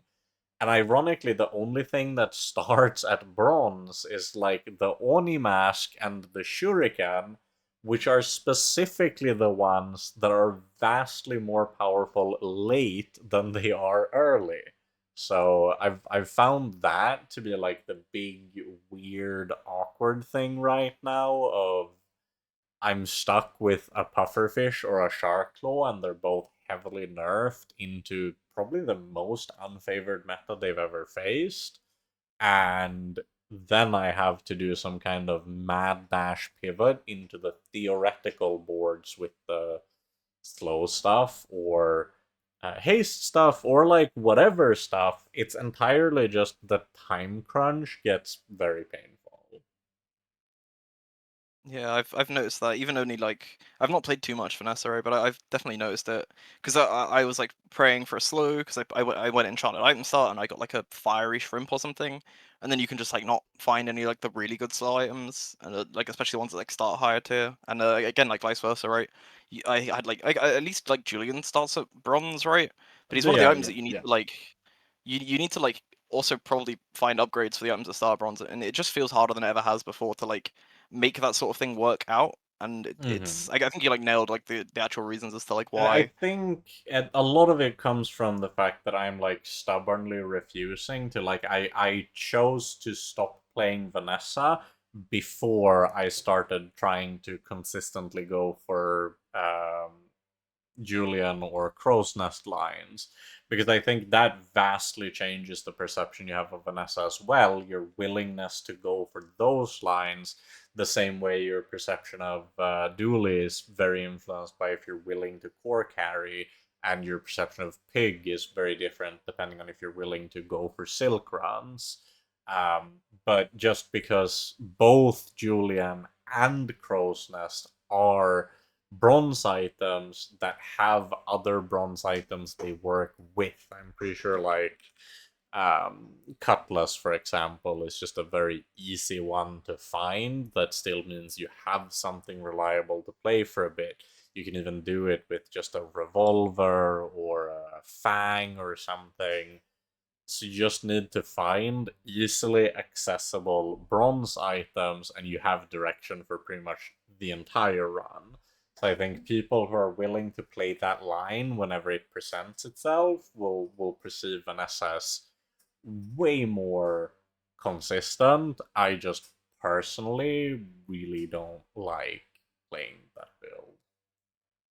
Yeah, I need more like a bigger sample size before I say for sure. But even when I was like finding like the game I found Julian early, I still felt like off about pretty much like every decision because you just like don't necessarily I don't know, it just also have to like evaluate her power even when you have these items because like Crow's Nest starts at bronze and again all like the key items for like that particular line start at bronze, but you really need to upgrade them, and if you don't find B1 B2 you have like one upgrade, and which is like good by the way. It's like part of the like I assume it's part of like the intent of the changes like upgrades or whatever to then like force you to pivot more, but then a lot of her items feel like they both like simultaneously work really well together, so you can pivot, but also you then if you are pivoting, you'll end up probably down another line that does require something that starts at higher tier and doesn't show up Yeah, necessarily as that's much. like kind of the weird thing again, is that like I would say that Crow's Nest builds are by far her least upgrade hungry, since Crow's Nest gives obviously the full life steal, which is the most powerful effect at just bronze. And Julian is kind of similar, where his cooldown goes down, but it's exactly early that his cooldown just doesn't matter that much, because you're play into a slow board with a scaling lifesteal weapon just by nature of everything gotten bonked twice. So it's oftentimes all the other builds feel like they're much worse off, especially because items that start at silver, generally speaking, want to be gold before they're really good, since it tends to, with the way the logic of upgrades work, it just doubles their power. So whatever you have at silver is just outright twice, if not, depending on if it scales quadratically, 4 times as good at gold. Which I definitely did feel that in regards to Kusarigama, for example. It doubles in scaling and targets. So you go from 1 target and 3 damage to itself and adjacent weapons to 2 targets and 6 damage, which means that every activation goes from giving 9 damage to giving 18 damage. Which is just like it's such a vast difference. Or what am I saying? It goes from 9 damage to 12 on each, 36. So yeah, you go from 9 boosted damage per swing to 36. taking it from silver to gold, which just always makes it feel so bad, especially without the like now it's very much like, did you find sterling, did you find the natural upgrade, did you high roll it at gold to begin with, well, congratulations, it's going to be like 4 times as powerful, especially when the other things that give you slow procs are hard to find. You do kind of care about the Kusarigama itself being good until you have the shot glasses, right? Yeah, absolutely. I think I want to do the clock round now, but the change from atomic clock to gold feels like very similar, because like the difference of I love the item, by the way. The difference between increasing an item by 1 second to 2 is like insanely, like, I mean, it doubles in power, right? But like the difference between 2 and 3, it's the same like increase, but it's like percentage wise, it's not as much. And when they nerf clock to gold, the fact that the current gold one is the same as like the old silver one, it feels very much like the same vein of, well, I need this at diamond, so you're like almost never getting it off. Yeah. I suspect personally that a big part of the issue with atomic clock specifically is that its power level varies so extremely drastically if you find the ammo skill or not.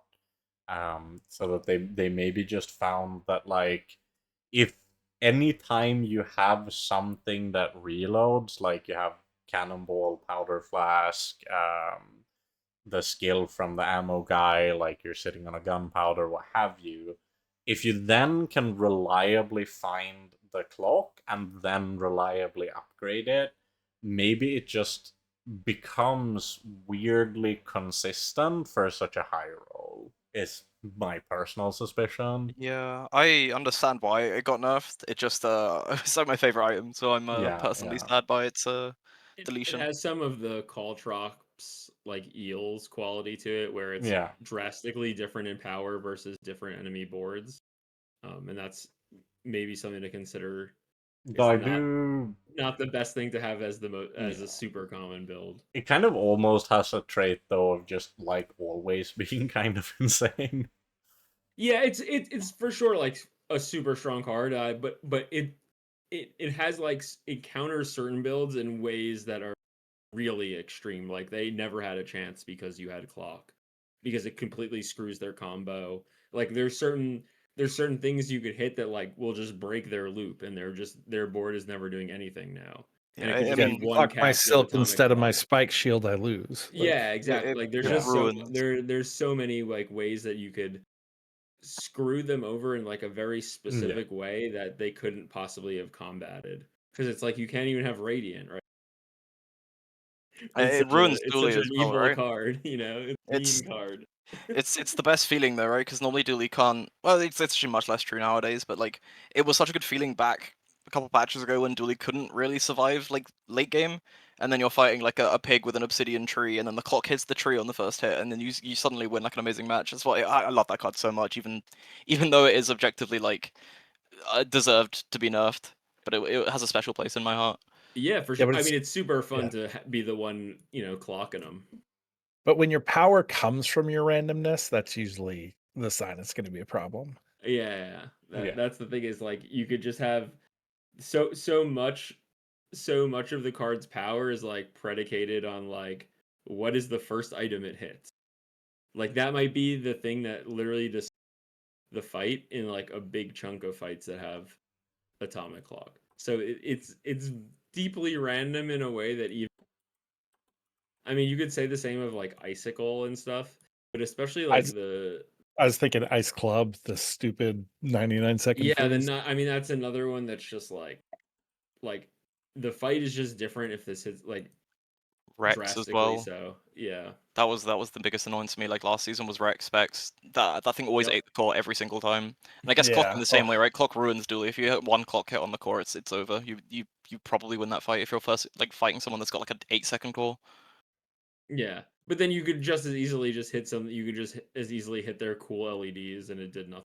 Like or what you know what I mean? Like you could just as easily Yeah. with clock, and so it can also feel bad in that way. I don't know. I love the card too. Like I love it as just being a 1 second item, right? That in is Yeah, itself is yeah. already like a powerful trait.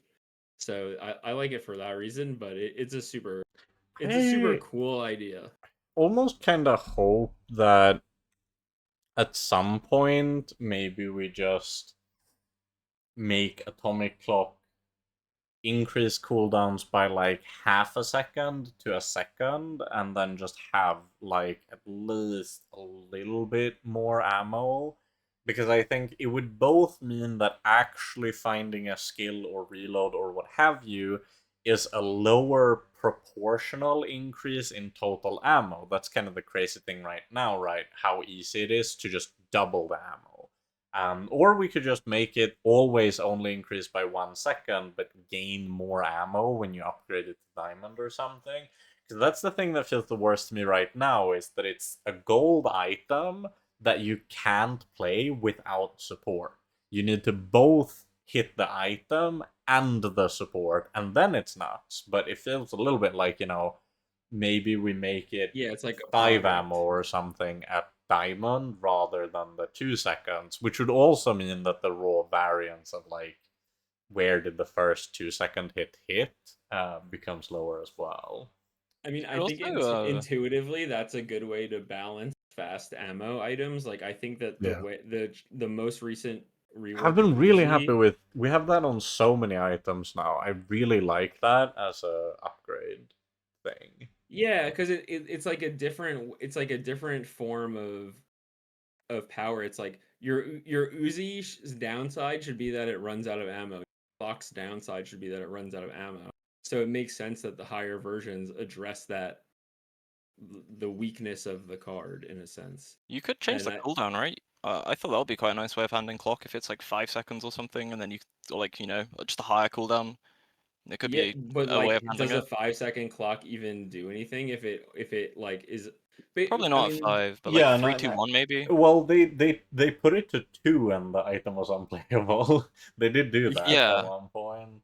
you'd have to like, because a Um, 2 second clock you could haste and it would be 1 second, right? But I just like yeah, the idea of it being powerful, or like accessible earlier and then still like being I relevant. honestly I think like what you could do is if it's 1 at every level and you make the ammo go 2, 4, 6, that works.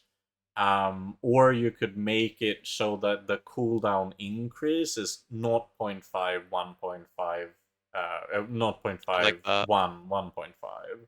Yeah, I really like Um, that. I think that's the cleanest but I solution. think personally the reason why I like the having it flat at 1 and then doing the ammo increases over time is that it would really solidify it as being an item that's both acceleration and disruption in the late game, rather than something that feels like it's specifically tuned around being a in-class item that exclusively work when you pair it with things that are out of class, which I've always found is like a weirdly unintuitive space for an item to exist in, that I can't, at least off rip, think of anything else that is that way.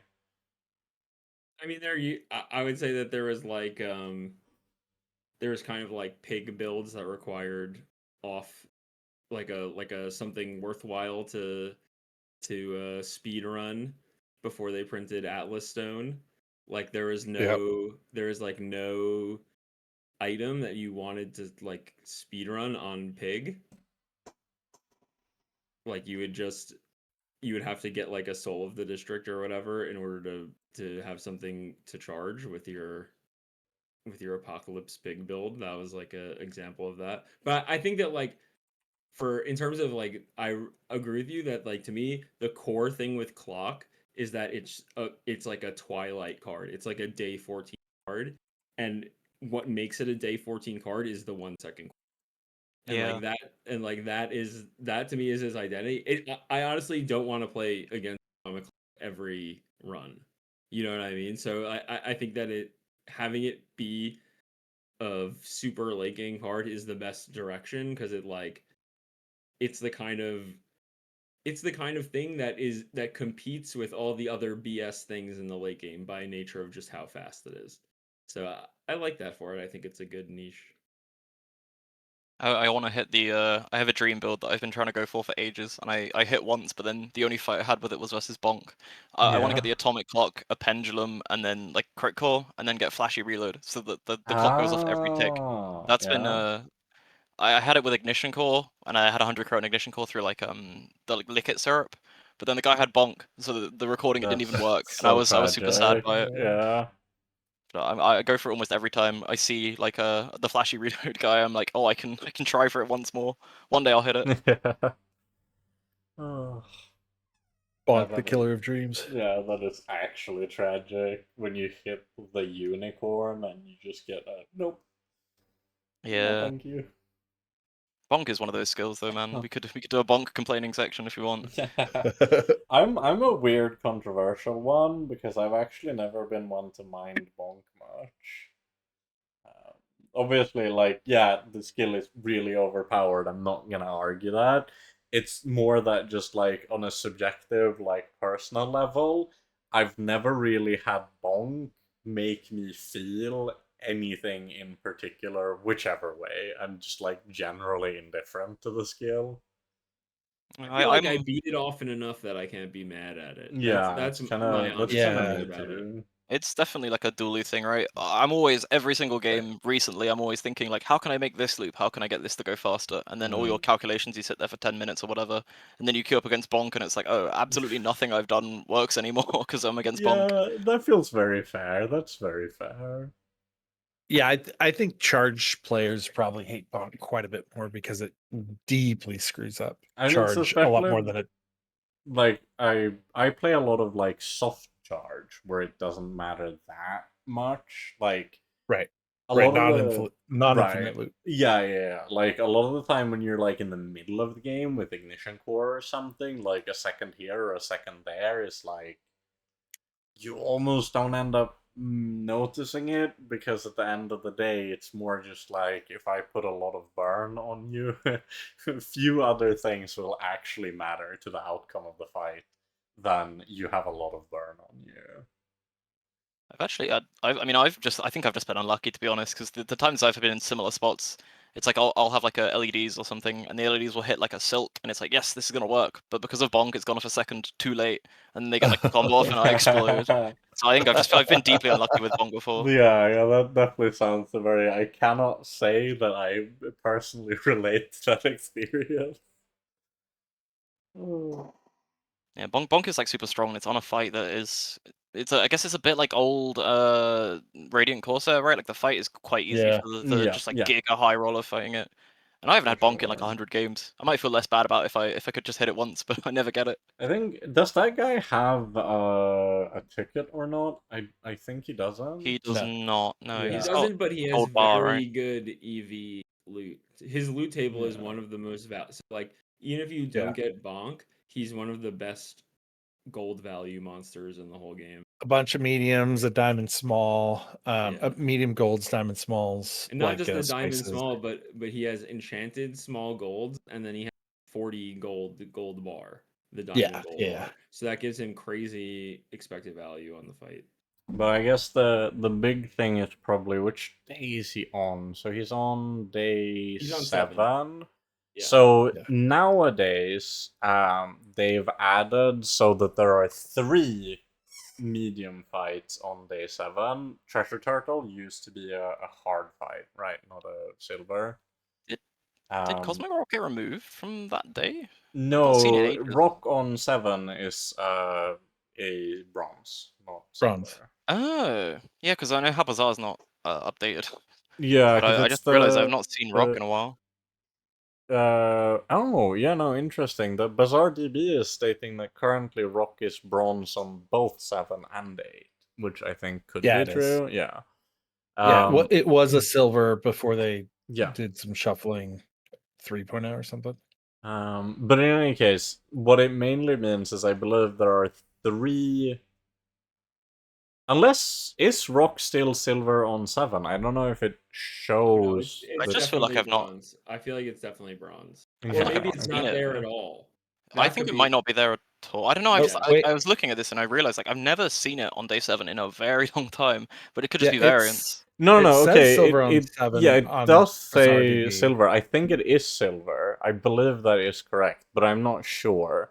In any case, if we are under the assumption that that is correct, you'd have 4 different encounters, and they show up on one day, and then the thug himself has what is it? It's 3, 6, 7, 9 drops. So it's a 1 in 9 that you see every 4th run, making it effectively just once every 36 runs you'll actually have bonk, in theory. If you always choose thug. If you always choose thug. Yeah.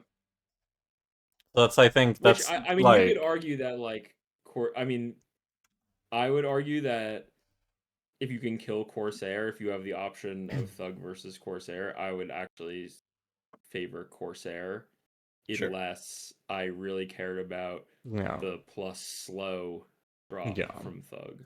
But I think that's like arguably a big thing then, right? Because it just roughly means that, and this is very loose math, but approximately 3% of opponents will have bonk. And then I feel like, if we just say beyond day 7 or whatever, like in total, every opponent you face, past day 7 has a 3% chance of having bonk. And no, because on day 11 they have a higher percent chance because those ones are winning. Arguably, that's why I'm saying if we're just looking at like rough math, and then we're saying like that a lot of the time it doesn't necessarily decide the outcome of the fight, be it win or lose. I feel like it's realistic if probably once every 100 runs, which a run takes a while. But if it's just once every 100 runs that I lose to bonk, I'm just like not that upset about it. I lost to Beast a lot more than once every 100 runs, I'll say that for sure. Yeah, that's true. Yeah, I think it's just a variance thing. It just feels like half the time, like the worst is when you get more than one in a run because you really notice it the second time you get bonked. It's like obviously very rare, but then you're like, oh man, I got bonked twice in this run. What could I have done without it? I felt the same way. For me, the worst is when I get bonk and then they have bonk immediately on the. Yeah. You didn't even get to do the bonking in your like 3% run. You're like, oh damn, I just got lethargy on accident. Yeah. No, I think it felt the same to me as like the Wrist Warrior, like infinite combos, because like that's not exactly a common thing. But I had like one stream last season where I dropped like 1 billion ranks. I went from like rank 2 or something to like 100, and I got hit by 4 of the infinite Wrist Warriors in one stream. And by the end of it, I was just like, I didn't even know what to do, because it's not a common thing at all. Yeah, that was especially not common because that was before they used any of like the new cards that combo with Wrist Warriors, so you had to have like exactly like the textiles one, like the core. Which, by the way, that one isn't even like super good. It's like good in the mid game, but then as soon as you play against opponents who can hit, if you don't have like if they can break your shield, it breaks the infinite. It's just like they all had the magma core though. It was all infinite. That's what I mean. It's like I was aware that like it was like a statistical anomaly fighting something like that like 4 times, but it happened, and it's just like, oh man, I don't know, man. I don't know what I should be doing here to beat like 4 people that actually hit the magma core and like the fiery Wrist Warrior and all of the there was probably nothing you could have done. Yeah. But I also don't. But I also think that like that build itself is like what. Yeah, it's a conditional board. It's like I'm up against Bird, I win. Good. Yeah. Sometimes I agree. Poison, I might lose. Weapons, big weapons, I definitely lose. Sometimes it just feels like a little bit personal. Yeah, like you remember those more, right? It's definitely just bias, but like I played that build once and didn't even get 10, so I was like, I'm acutely aware it's a very mid game board, and it's just unfortunate fighting it so many times. But I will say I win against it on day 1 once, and that's the absolute worst feeling in the game. You're just like, well, you can't beat it on day 1 like that. Welcome to the suck. It's fine. It's 1 prestige. Like to me, it's like I rather lose to it on day 1 than lose to it on day 4. Like if you think about it like that, Sure. in a way, it's not so bad. I don't know. Day one is the day that I had the least control of the outcome. Yeah. That's actually like a almost a topic on its own, right? Because I throw so many day ones, and I think like Mag was a big fan of just YOLOing and throwing away day one, because I just feel like sometimes you put together like the strongest board you possibly could day one, and then just lose anyway. So you probably might just be better off like not necessarily investing so much into a day one board, because you could just fight someone that's got like a crazy combo and they win. But equally, you could have a terrible board, and then I fight someone with like a knee brace and nothing else, and it's like, oh, I just win this one for free, I guess. I think it depends deeply on what your Yeah. character like wants to do and And stuff in the the game. meta of any given Yeah. point in time. I very frequently throw day one as well, but I remember especially when like Walter was heavily advocating tempo gold skill start Mac for a while. That was a build that just like got a huge advantage of out of fighting aggressively for specifically day one, day two, since he could hit more reliable than anyone else off his skills. And it was at a point in time where enchanted items hadn't caught on and gotten popular yet, and And also gold they were skills literally had worse because you fallen could out of get radiant favor. and stuff. They were Yeah. also actually Yeah. too. So it This made was it made a season lot of 2, right? sense. This season 2 mostly. Was it Yeah, two or I was played it a lot. no? It wasn't two. It was three because it was No, after Mac got three is his free. expansion 3 pack. is Freeze Mac, right? Yeah, I No, think it was no, season 2 wasn't. because Oh, was season one release of Mac? well, there was like a season 0, right? Which like Season nobody 1 really is talks Mac about, right? release. Season 2 is the Mac self Oh, poison cards. yeah. Okay, I got you. And I season forgot. Yeah, I forgot about season zero. Yeah, that's my bad. It was season two then. That makes sense. Yeah, so like it was like it was at the time it was it was a 4 slot day one, so you were level 1 on day 1. And so and also like it was enchanted item was worse. Enchanted item had 2 less gold, I believe, at the time too. Am I making that up, or did I I imagine do that? not Didn't they remember. I increase no, think the it I had don't amount less think they of? gold. pressed it a whole lot. They buffed the gold of Enchanted at some point. Yeah, okay. So I think even then enchanted item was even worse because it was not only Yeah. could you get radiant, but it was also 2 less gold. So enchanted item was not super competitive as a start, in my opinion. Yeah. Um, and skill And was really above all nice. else, right, like the main point was you had a very reliable way to fight for the first 2 days at a point in Yeah. time where a very low number of people were heavily contesting you. Yeah, and Yeah, it actually went into a line that was 10 winners I cleanly. mean, Is Yeah. that this like is weapons Mac was great on that pack. yeah, Yeah. this is something I actually want to talk about earlier when we were like discussing the like pig stuff. Just how like drum like you can set up not with drums, you can set up with like the burn stuff into like 100 different lines. I really felt like Mac during like season 2 had sort of the same thing going. He was like a bastion of consistency. Yeah. I would also like take gold skill on Mac because you could either like play peace rot or you could play you'd often pick up carpet stuff, but like Yeah. I think a lot of people would overlook being able to pivot into like a ton of different stuff with carpet, because you could either just like take everything off of your board and just play like something entirely different, like maybe a FEMA build if you found FEMA. You could just play the carpet itself. The carpet line had 3 different like end boards, right? You could try the blade. You could get the like loop with a pendulum, infinite loop between like the pendulum and the runic blades. Yeah. And I was experimenting with a bolt explosion by the end of it, which worked annoyingly well despite it not being consistent. No, But it meant I that love bottle explosion. It's like Yeah, my favorite we were item. fans of that. We Yeah, were yeah. fans of that build for sure. like That you was could really fun. it like I remember being annoyed at that build because it's like, oh, you only really have like 2 medium gold items you can like reliably stay on this build for, therefore you should Yeah. try and pivot out of it most games. But as soon as you like expand that to 3, because as soon as you found like boiling flask, so you need like pendulum, boiling flask, or like the blade, and then you could like reliably get 10 wins whilst also like Oh, turbo the winning all of your early blade. games. No, I've only ever played it with boiling flask and a lot of moose staff. Yeah, I mean that is the in a way it's like the season of Moose Staff, right? Like Moose Staff was the thread that ran through. Yeah. I mean, not through Boiling Flask, obviously, but through most of Max No, builds. that's the funny thing too. I think actually through Boiling Flask, because I found Boiling Flask, Bolt Explosion, Moose Staff to be a hyper consistent line for That's whenever. true. It's a way to get base damage on your boiling. Yeah, on that's why I was Metal running it. Yeah, Explosion. Yeah. like Makes actually, I sense. had like multiple 10 winners with that. It was very funny. I love that build. You know, I was just surprised how many 10 wins I got with like Carpet, Boiling Flask, Bolt Explosion, and then like the potion, Lifesteal Potion, because it would give one of them haste, and it was like surprisingly good. I remember that being like a build I just like didn't find until the very end of the season, but it was like super nice to have like an extra line to go down. But I like that you were bigging up Gold Skill Matt, because I feel like a lot of people like overlook that, and I played that so much during season 2. Yeah, no, we made Yeah, I like mean, a video he had guide the OP skill pool, no and shield skills. covered it on the podcast and everything. We were like very high.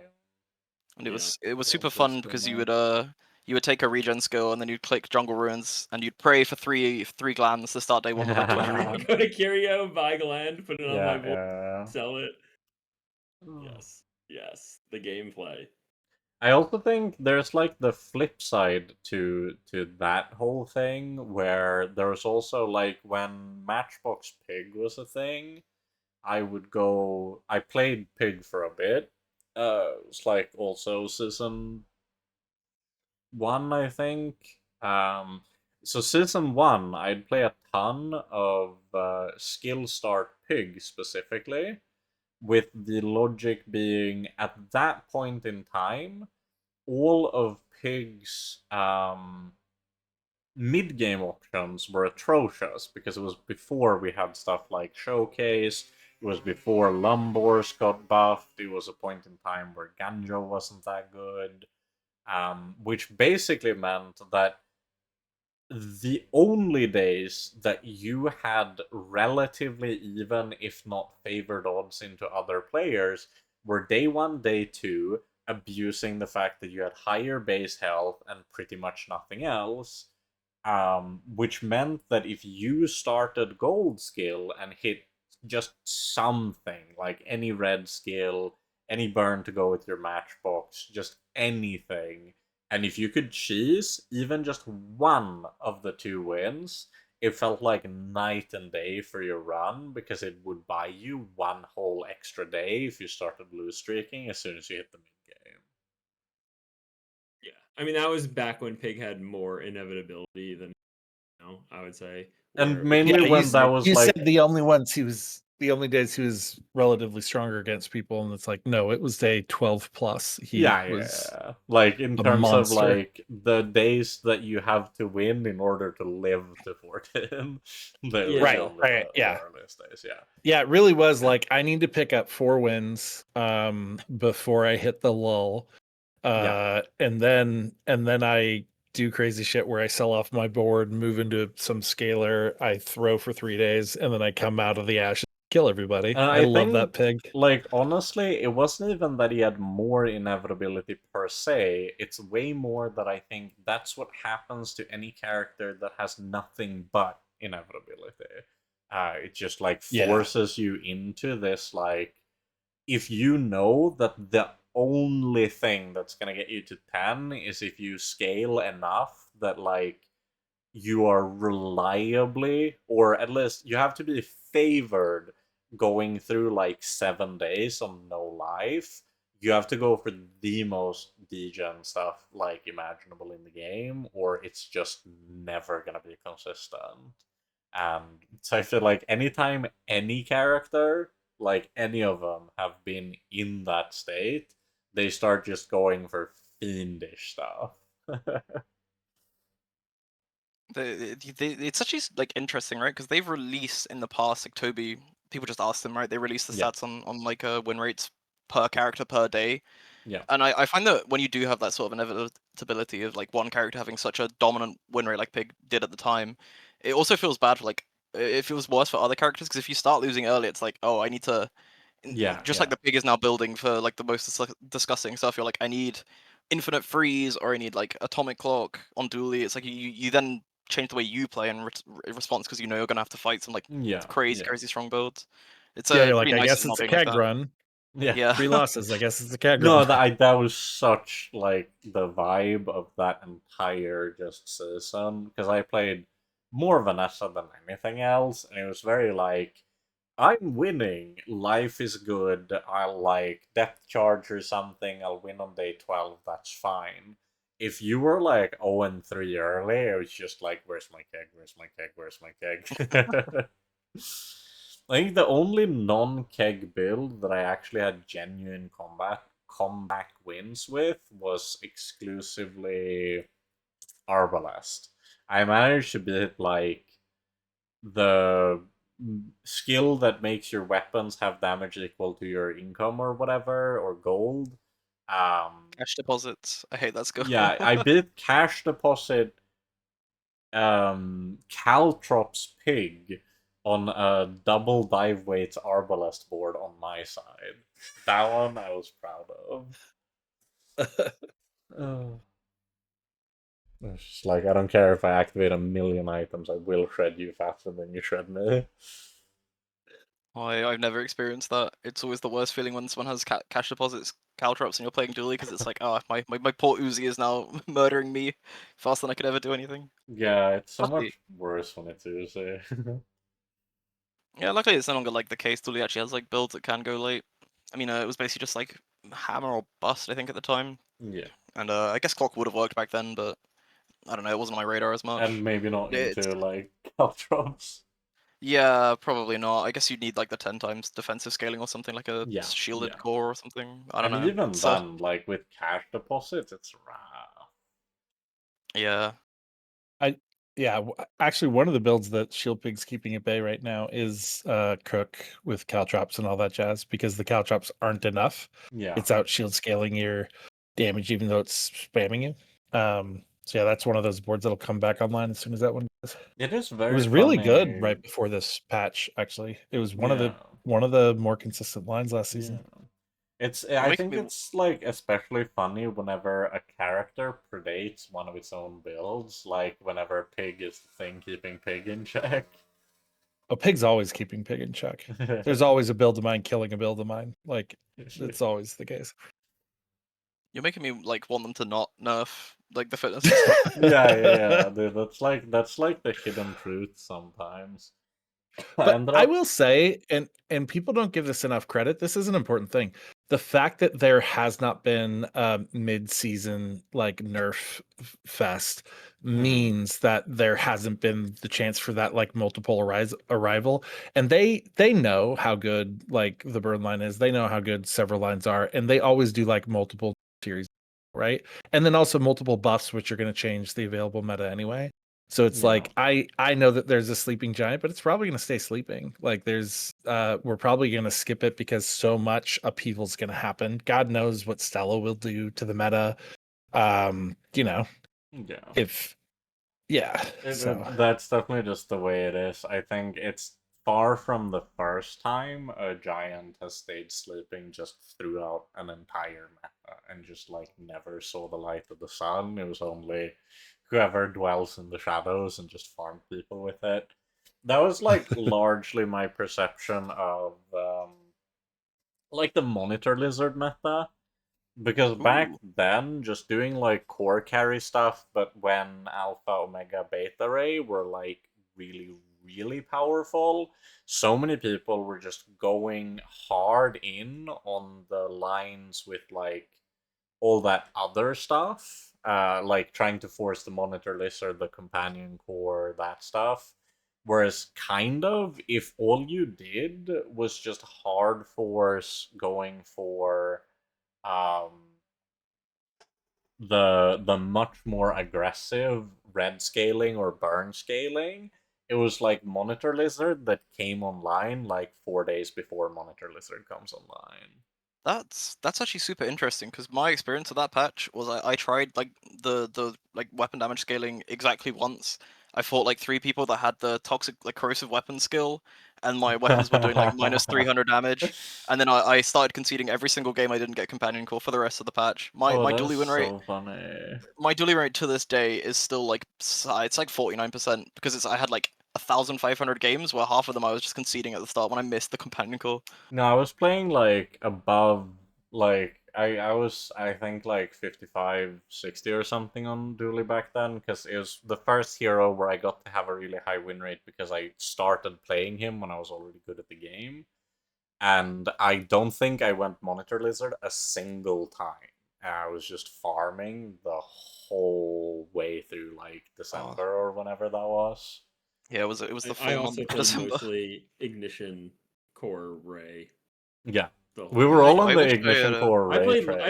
I played Lizard too, but It, my preference was Ignition Core if I had the option. it So was I would take Ignition, first pick and then Companion. it was really funny too because even back then it was still just like Magma paving the way. I think he peaked like rank. It was like a single digit rank, and He was ranked 2 yeah, he a never few years ago. conceded a run. Wait, oh, was this during you mean during Monitor Lizard meta or Yes, this? yeah, Sorry. like Oh, during peak concede meta, he hit rank 2, never conceding a run. He was see, actually just a lunatic. I decided I would be learning Pig around that time, and I went from like Yeah. rank 400 or something to like rank 7,000 and never came back. That does sound like the pig learning experience. Well, it's also before the new rank system. Just you're playing a third as It was many just games. terrible to play Pig as You could never climb with Pig just because you Yep. don't have enough hours in the day. Yeah, especially because it was like, you have to play pig. You can't really concede on pig because obviously it's Nope. late that he comes online. And then that just means that every time you had bad early rolls of your matchups, it's just like, whoops, there goes 3 hours. Pretty much, right? Because that was like every single day was treated as a new game or something. Like the No, very it very was like first. everyone was a that match. the Yeah, it was MMR was like directly wins compared to losses throughout the run. So it It was had like you just lost like rating to your opponent. It was yeah. traditional chess elo. So like you're losing to your day 1 opponent was as bad as losing to your day 15 opponent in Yeah. terms of the ratings And hit. most importantly, of course, concedes did not count as losses. Yes. Yeah, I remember that. Because I don't even know. I didn't really care about ranking back then, but it just felt so miserable to try and play things that weren't Monitor Lizard because of just how strong it was. Yeah, it was a very Yeah. flawed system. It was flawed, but then beyond that, it was also exploits in it, Yeah, where you could concede at certain parts in the middle of the game to not have And I a mean, rating above hit and all whatever. Yeah. else, right? Like, it is extremely boring for every viewer and every player if right when the game is supposed to start to get good, you concede the run because it's supposed to be the. Like, I've Yeah, not that's heard a also terrible. single Yeah, person say that they enjoyed that.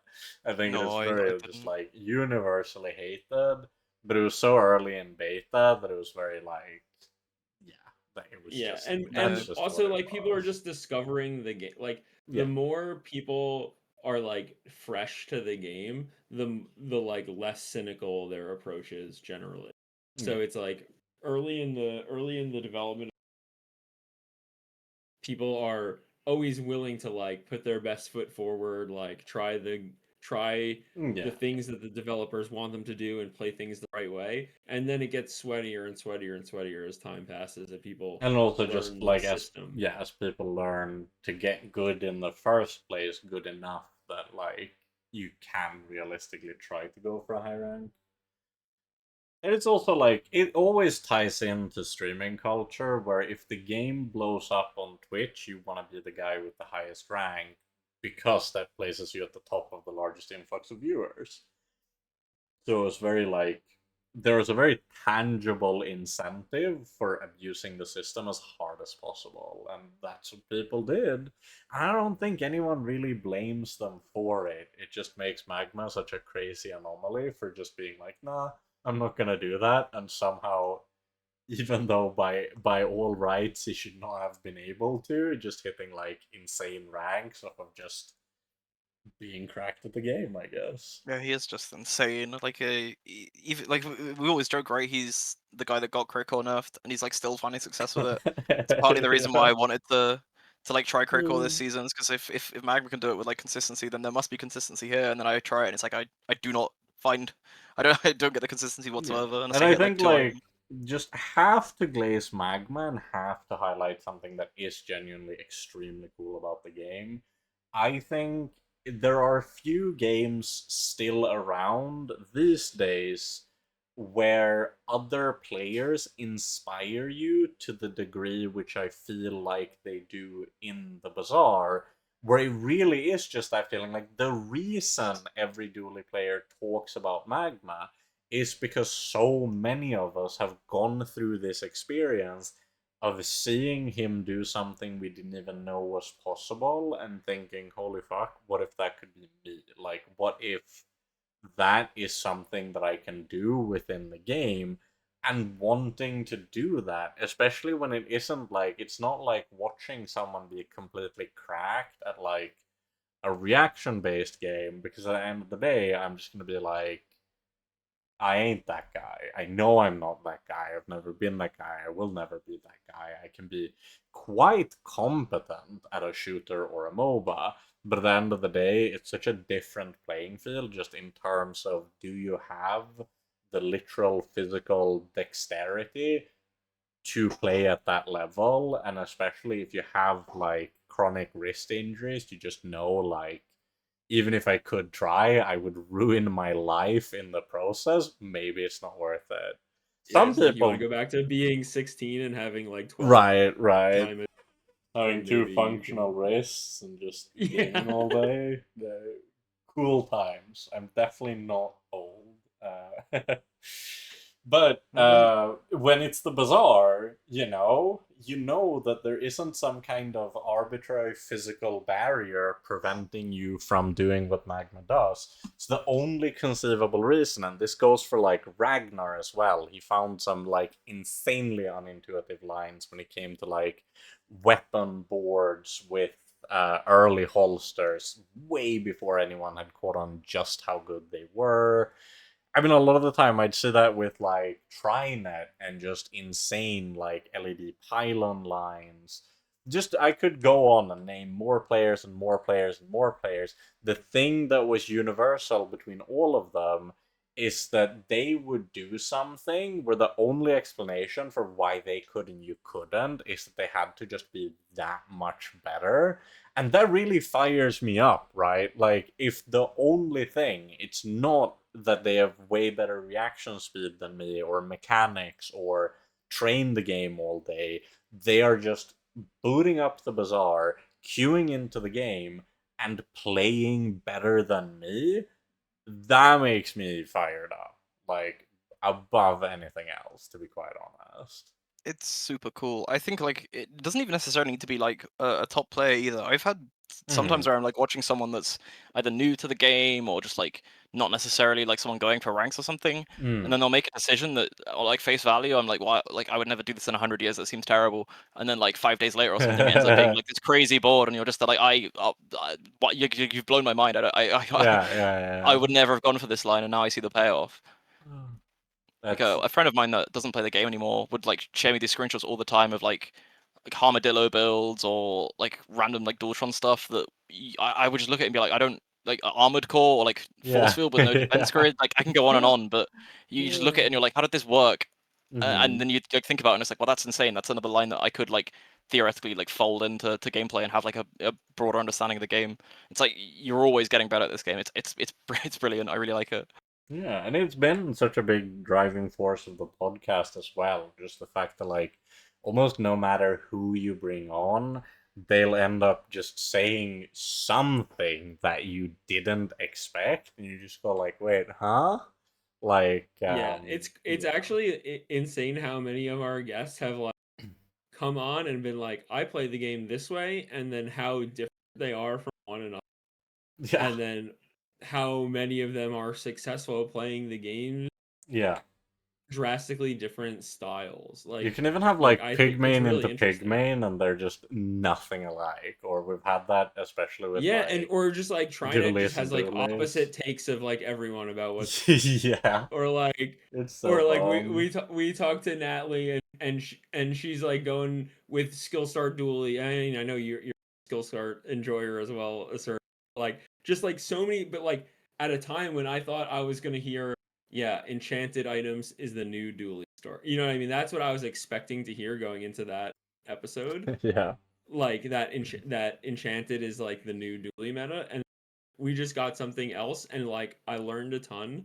You know, even my wife listened to the episode and gave Skill Star Dually a try again. Like, so there, like to me, there's so much like the difference between like how effective one top player's style is to another is like so small, and it's like subtle enough that like it's hard to know who really is like what the best play really is always going to be elusive to some degree. Like we can debate the starts, and sometimes like they're not close or whatever. Like okay, you know, I don't think anyone is gonna be like skill start pig this patch or whatever. Like there's some that are Yeah. like so obviously terrible that you don't want to do them. But um among the options that are reasonable and have advocates, it's quite difficult to say definitively when someone is right or wrong, right? Like Yeah. there's I you think I've genuinely come to appreciate. I know this is one of the takes that Reynard was most well known for, is that he hated net deckers. And I've still kept playing a lot of card games ever since. And I have really noticed that honestly, it makes such a big difference how good data is available or not, because there was a point in time where there was a site introduced for Legends of Runeterra, which just like allowed the API to fetch like perfect information raw metadata. And when that was introduced, at least from my perception, I wasn't like deep in the know or anything, but how it felt playing the game was that you went from like one season to the next, from like the game being very fun and interesting to play, to metas sometimes genuinely being solved within the first few days of a cycle that would last for like 2 months, and then just not changing, because people would look at the metadata, play the best list, refine that list, the metadata would update with even more iteration and refinement, and you'd basically just turn like several thousands of people into a human powered like machine learning algorithm entirely designed to optimize whichever deck was the most oppressive at any given time. And by God, did the machine work its magic. Like, things got so optimal so quick, and then that was it for that miniset. Like, that was what you got. And I'm very happy that just by raw degree of complexity paired with time constraints, paired with imperfect information, the Bazaar is just very rarely solved to anywhere near that degree. It has come close to it on a few separate occasions, and at least if you ask me, those have been the lowest points in the history of the game, where it was just the least fun. I think the content like release schedule, right? I've thought for a Yeah. lot. I thought for a lot of time, right? Like you'd be better off doing a slower release schedule so you could work more on the client and stuff. But I think that does like do a lot of work in preventing the like exact scenario you've been talking about.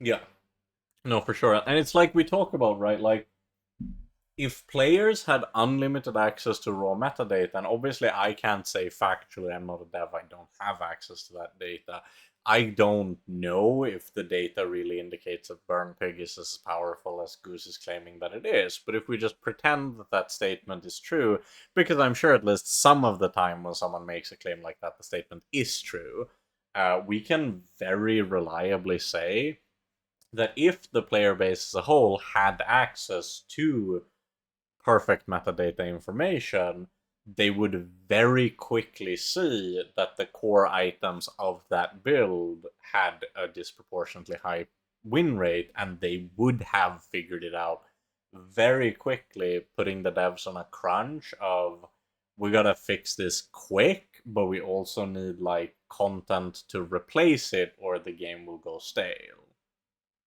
Yeah, I mean, I think there's always the danger of treating the meta like it's a fire that needs to be put out, right? Like that, like to me, there's the Bazaar at its core is like a drafting game. Yeah. It's akin to limited formats in card Hmm. games, not Which constructed definitely formats helps a like ton.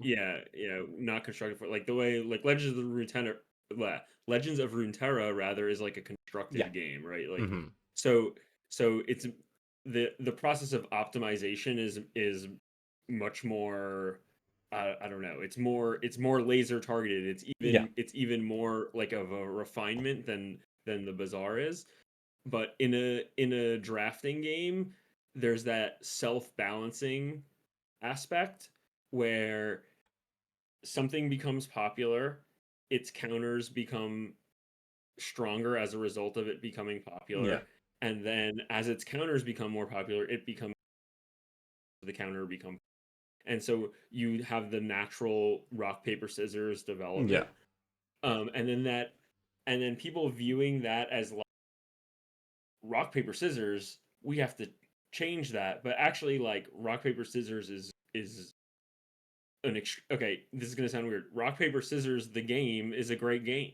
That's why we use it to determine that's why you play rock paper scissors.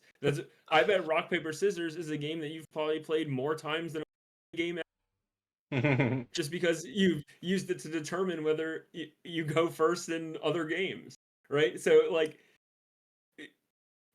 you can criticize rock paper scissors, but rock paper is extremely useful. It's it's a natural configuration. It's a way that systems which are self-balancing organize themselves in a macro sense. Yeah. And so like if you understand that and see that for what it is, you move away from this idea that like a meta is like the best deck or whatever, the best strategy, and then we nerf it, and then it's the best strategy, and then we nerf it, and then it's best, and see it more as an ebb and a flow, and Mm-hmm. one aspect of it pushing against the other, and the other pushing back. But I do And think that it is worth mentioning that I believe currently it oftentimes works the way you describe, and I do think a big reason for that is the fact that people won't immediately find like the most optimal yeah, builds. yeah, hiding the information slows the speed of the system, right? It's And like especially like evolves slower a and lot of is the more fun as a time, result. I think almost in every given meta, whatever is truly, truly the most powerful by a large margin will be equivalent to a fire that does need to be put out. But the period for which it is not yet discovered, or maybe never ends up being fully discovered, is the period in which it is just kindling, there is no fire. And Right. that's a big part of the beauty of it. Like, so many of these decks in even constructed games like Legends of Runeterra wasn't a big issue when they weren't consistently played at a hyper optimal level across almost all elos. Because obviously, if you had to be really, really good and know the best list, you kind of deserved to win more than people who didn't. But when like everyone just started to always only playing the best list and playing the best list like every game in every elo, it just kind of the whole thing like broke wide open. Well, it's nice that the Bazaar resists copying in that way, in the Yeah. sense that even if I knew what the best 10 board slots I could possibly make are, that really doesn't help me that much in terms of getting there in actually playing the run. Like, you could tell me like the perfect Bazaar board that can never lose to anything is these 7 cards or whatever. But like that doesn't tell me what node to click on day 4. Yeah. You know, like right, because there's a difference between forceability and power. Yeah, exactly. Yeah, full Bring it circle. home. And speaking of bringing it home, we actually have multiple boards of the week, so we will, longest podcast ever, y'all. I just had to make your wishes come through, Goose, as you're like stepping in. Yeah, we talked about beforehand. Yeah. I was told there was a 2-hour limit before my stream, and then people immediately exceeded it, and I was jealous. And so this is revenge. This is revenge of the talk. I think we were aiming for 3 hours, weren't we? Yeah, we've just been pushing the limits as people in general. Most of the feedback that I'd receive on the podcast was that people didn't mind it being longer, which, that makes sense. It's a podcast. You can stop listening whenever. That's just the nature of podcasts. And I think we've all just gotten way more comfortable doing it at this point, so that this is just a pretty fun, session with cool people. Yeah, I'm definitely chilling. I'm extremely sweaty at this point, but I am still chilling. Walter had to turn off his AC so the noise didn't get in the way. Yeah, so he didn't get noise gated. So he's slowly dying. We're enjoying ourselves. Go to the board of the week. Yeah. We got the board of the week number 1. I went a bit excessive with these. So this was the first success I had on like the no spend challenge. I didn't spend any gold this run. We got like I guess we got quite lucky because we got the kinetic cannon was, I believe, the force field from Aetherite, and then we mandala it into a kinetic cannon and just sort of like picked random monster stuff from there. The box cutter was like super early as well, which like definitely helped carry a bunch of the mid game fights. But this was the first success. I have a Twitch clip somewhere. Maybe I should have linked it, but it was a huge scream of relief when we finally got it done, because we'd had like 3 or 4 like 9-win attempts that had gone super late, and just being able to tempo win out finally was a really nice feeling. Yeah, so just for clarity, both anyone who it's been 3 hours, it's fair enough if you don't remember the start of the stream, to be quite honest, start of the podcast. And for anyone who might be audio only, we have a board from Assertive that they actually won 10 wins while spending 0 gold. They have not purchased any item, skill, or chocolate. 0 gold was spent throughout the entire run. Oh no. And so it's just like hard right click the whole time? Like, yeah, how does that even functionally work? 3 items and mandala like only. And you mentioned chocolates. I had a really good run with like a crate core and nitro hammer, and I ruined it by like brain off buying gold chocolates, and I had to concede the run like immediately. That's brutal. Like it should have been like a 2 attempt challenge. Now I need Goose to start doing challenge runs. I'll do it. I'm probably gonna start moving to that. I've been playing weird stuff just to enjoy the runs a little better, and I will. You all give me some. And you should opposite. What about only spending gold? Like you have to pass on every reward, and you can only buy. You'd just be so broke at all points. No, not on Pig. You'd be so rich. You'd actually be very rich on Pig. Yeah, no, that's not a problem. That's how I do have my runs. We'll do it. I'll do one. It's just a no tempo run. The thing is, you have to skip every monster drop, which is like kind of annoying. But honestly, that's cool. That's cool. You can't. Yeah, you can't. Well, it's like you can only buy stuff, so you can't take any like level up reward. You can't take any. Oh, I love it. Okay. Like, is it even possible not to take a level up reward? Well, you have to take like the one that like gives you gold, or like you could take like loot item, but you can't take the item. You only can take like 2 gold. You could just like get an item and then reject it in like the top right. Yeah, you can still skip the encounter. Yeah, because I know that. I know Sixten wanted me to do so I did this one, which I took gold skill start, and then I did one where I did income start, which I don't have a screenshot of, which is super annoying. I spent ages trying to find it, and Sixten said like the next step is income start, and then you have to reject every skill, which I think might be possible, but we're reaching the limit of what can be done. Yeah, and so I do recommend from left to right, you have a diamond turbo energy potion, Silver Uzi, Silver Box Cutter with quite a lot of damage, a Diamond Kinetic Cannon, a Diamond Restorative Weapon Core, Diamond Obsidian Fang, and a Gold Obsidian Letter Opener. So definitely that's a very straightforward, just red board, but quite impressive to assemble while spending no money. It's kind of funny actually. I can like almost remember like exactly where I got all the pieces from, right? Like Yeah, I right? think Is it Lord of the Waste supplied a lot of this two board. It outside turns ones? out.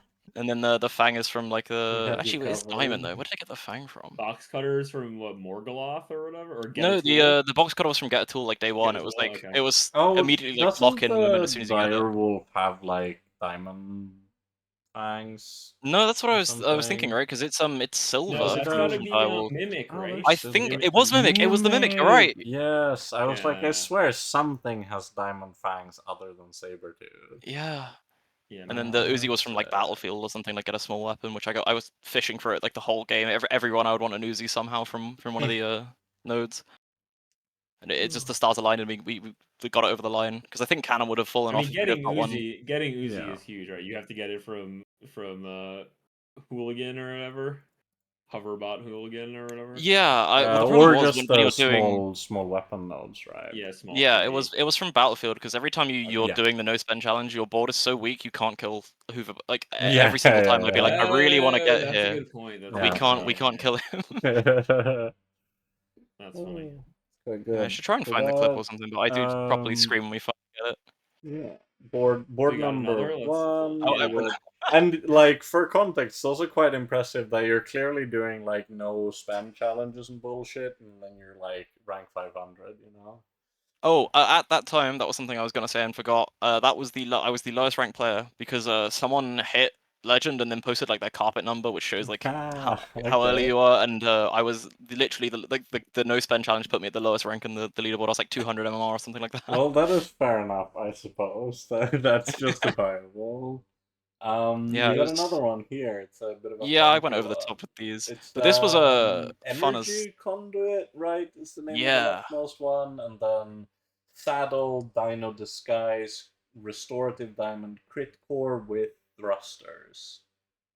Yeah, so the core had like 1 or 2 diamond scraps. It was quite low cooldown, but it wasn't quite looping. But because it crits all the time, it charges the other Yeah. 2 items, which are both multicast and relics. So it's quite a cool board of like the crit core goes off at like 3 seconds ish, probably a bit after that, and then you get this cool looping of like the multicast items charging the core, which then crits enough to charge the other items. I just thought it was a really fun build. Yeah, it's definitely one of the most clever ways I've seen like actual looping solved.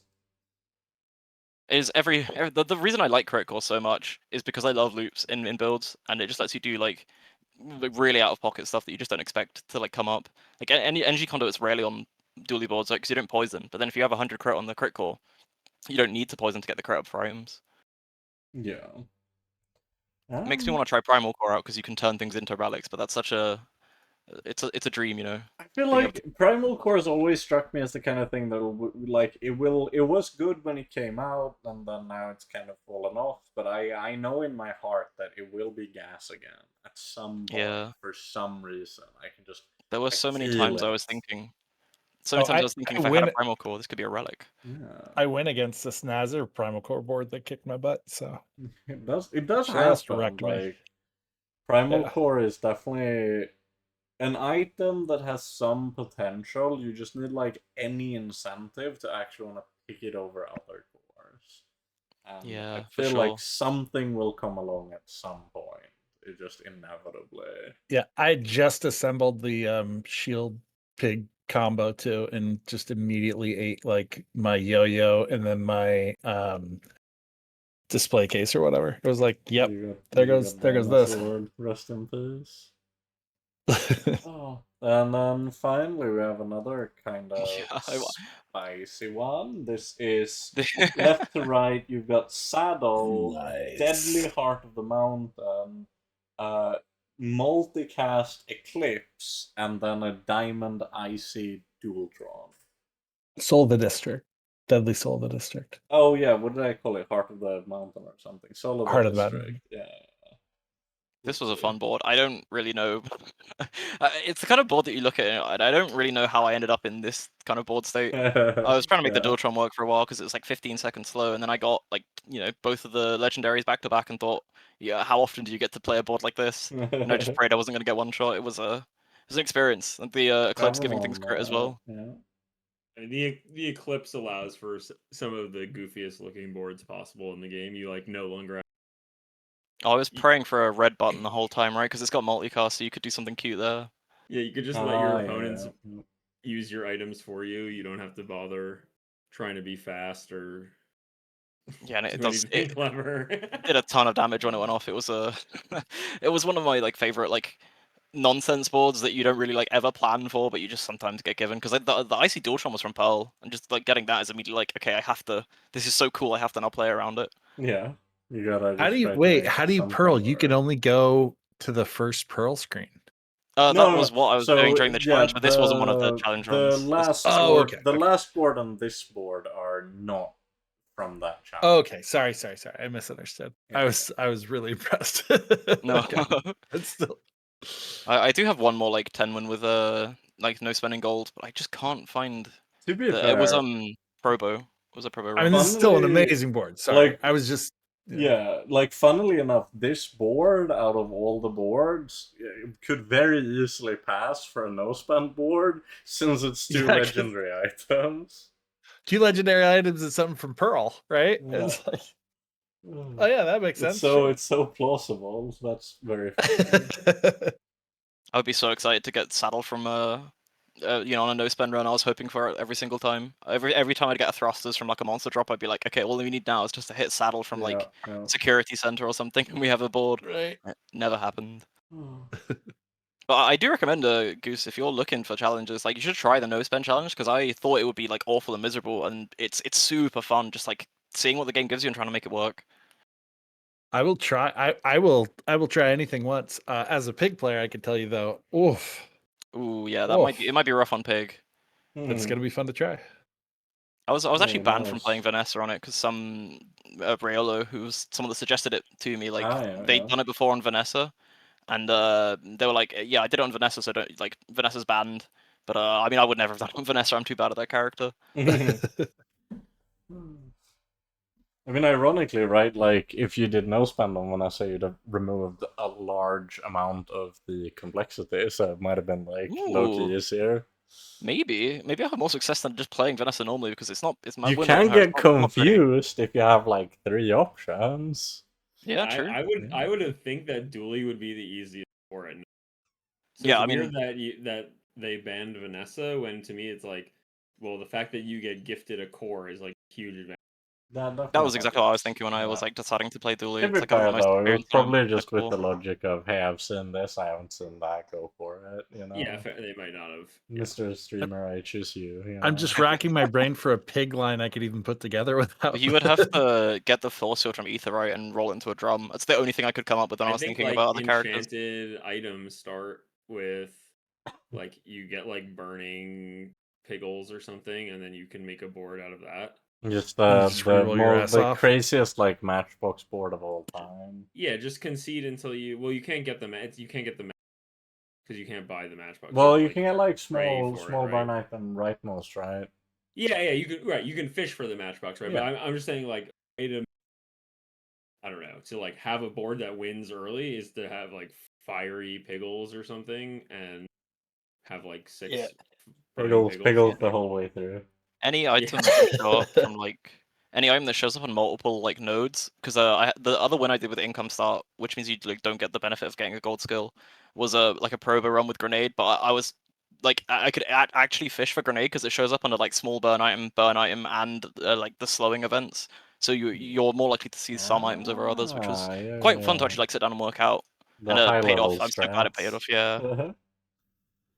That's quite the microcosm within which to be micro-optimized. There we go.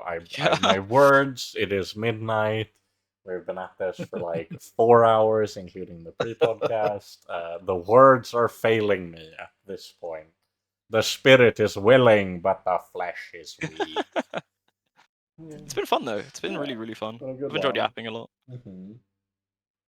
We do. That is like the principal reason one would be like, I'm going to go be a podcast host is like you do have to be a serial japper. Like it doesn't just come with the territory, it is the territory. I swear to God, I'm like a quiet person in real life. I know that No one I would know believe that you. No one would believe you. I can't prove it, but yeah. Oh.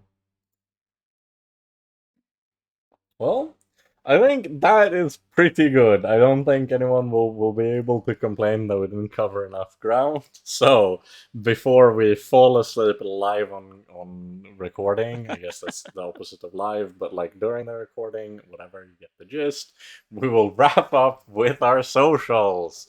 Assertive, for anyone who's enjoyed your lovely company for the last 3 hours and a bit, where can they find more of you?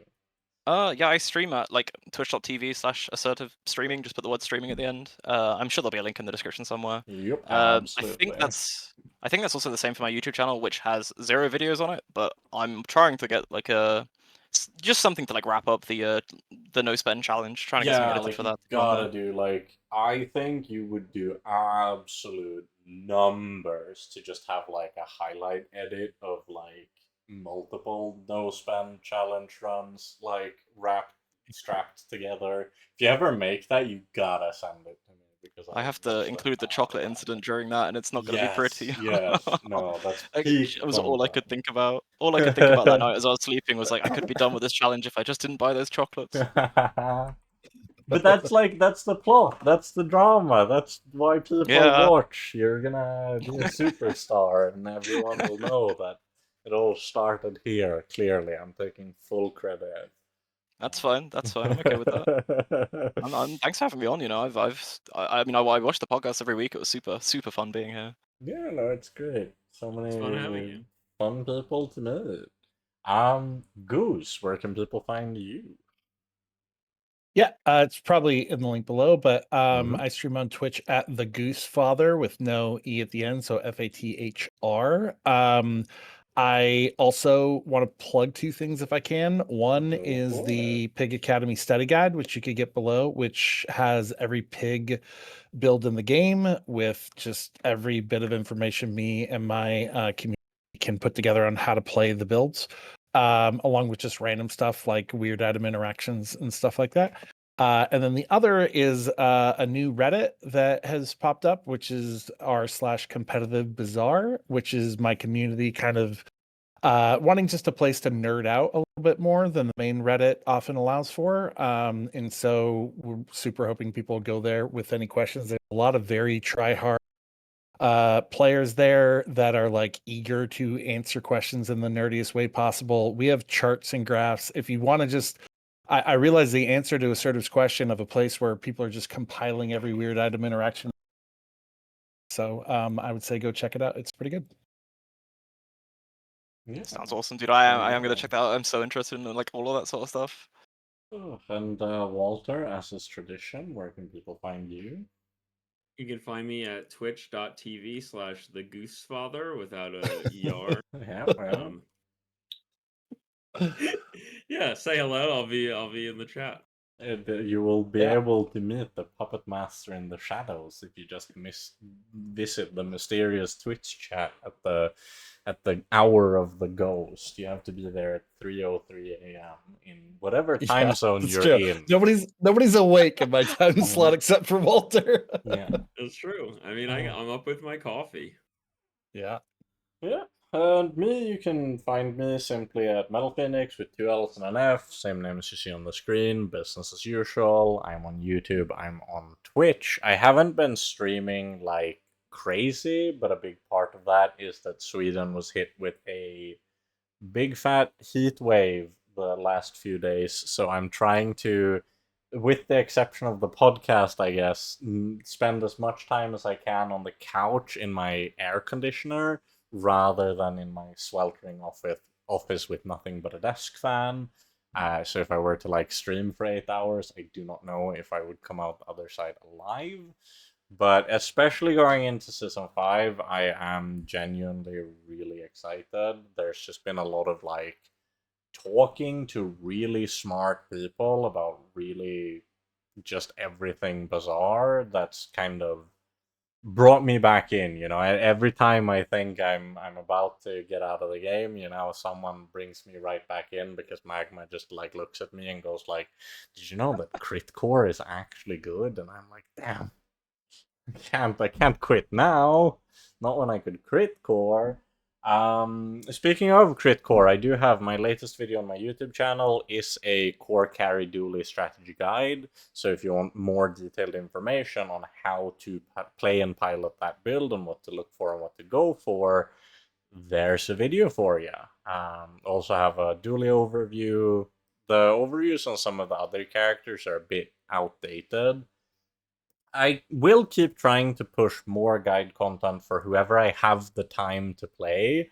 I know a lot of people wish I'd like update the Mac guide, since it was the first one, so it's the most outdated. But it's just one of those things where I haven't been playing much Mac lately, so I just honestly don't have any idea what he does or is now. But if I ever like dive deep back into a character, I'll totally make more guides about them. That's usually how it rolls. Excited to make guides for Stell. Half thinking about just making a shorter video about temporal advantage, the concept that we spoke about earlier in the podcast. So I mean, if you would want to hear more of that, then let me know or something. Either way, that's where you can find me. I have a Discord. Anyone else who has a Discord will also be linked in the description. You can find us there as well. And yeah, I think that'll be it for the longest episode today, as is only fitting when we have TheGooseFathr on. And as per usual, you'll be able to find more of this podcast every week, new guest every time, on both YouTube, Spotify, Apple Podcast, or via RSS feed for your podcast listening app of choice. This has been a Bazaar podcast. Hope you enjoyed, and that wherever you are, you have a wonderful morning, day, evening, or night, and that perhaps we'll see you in the next one.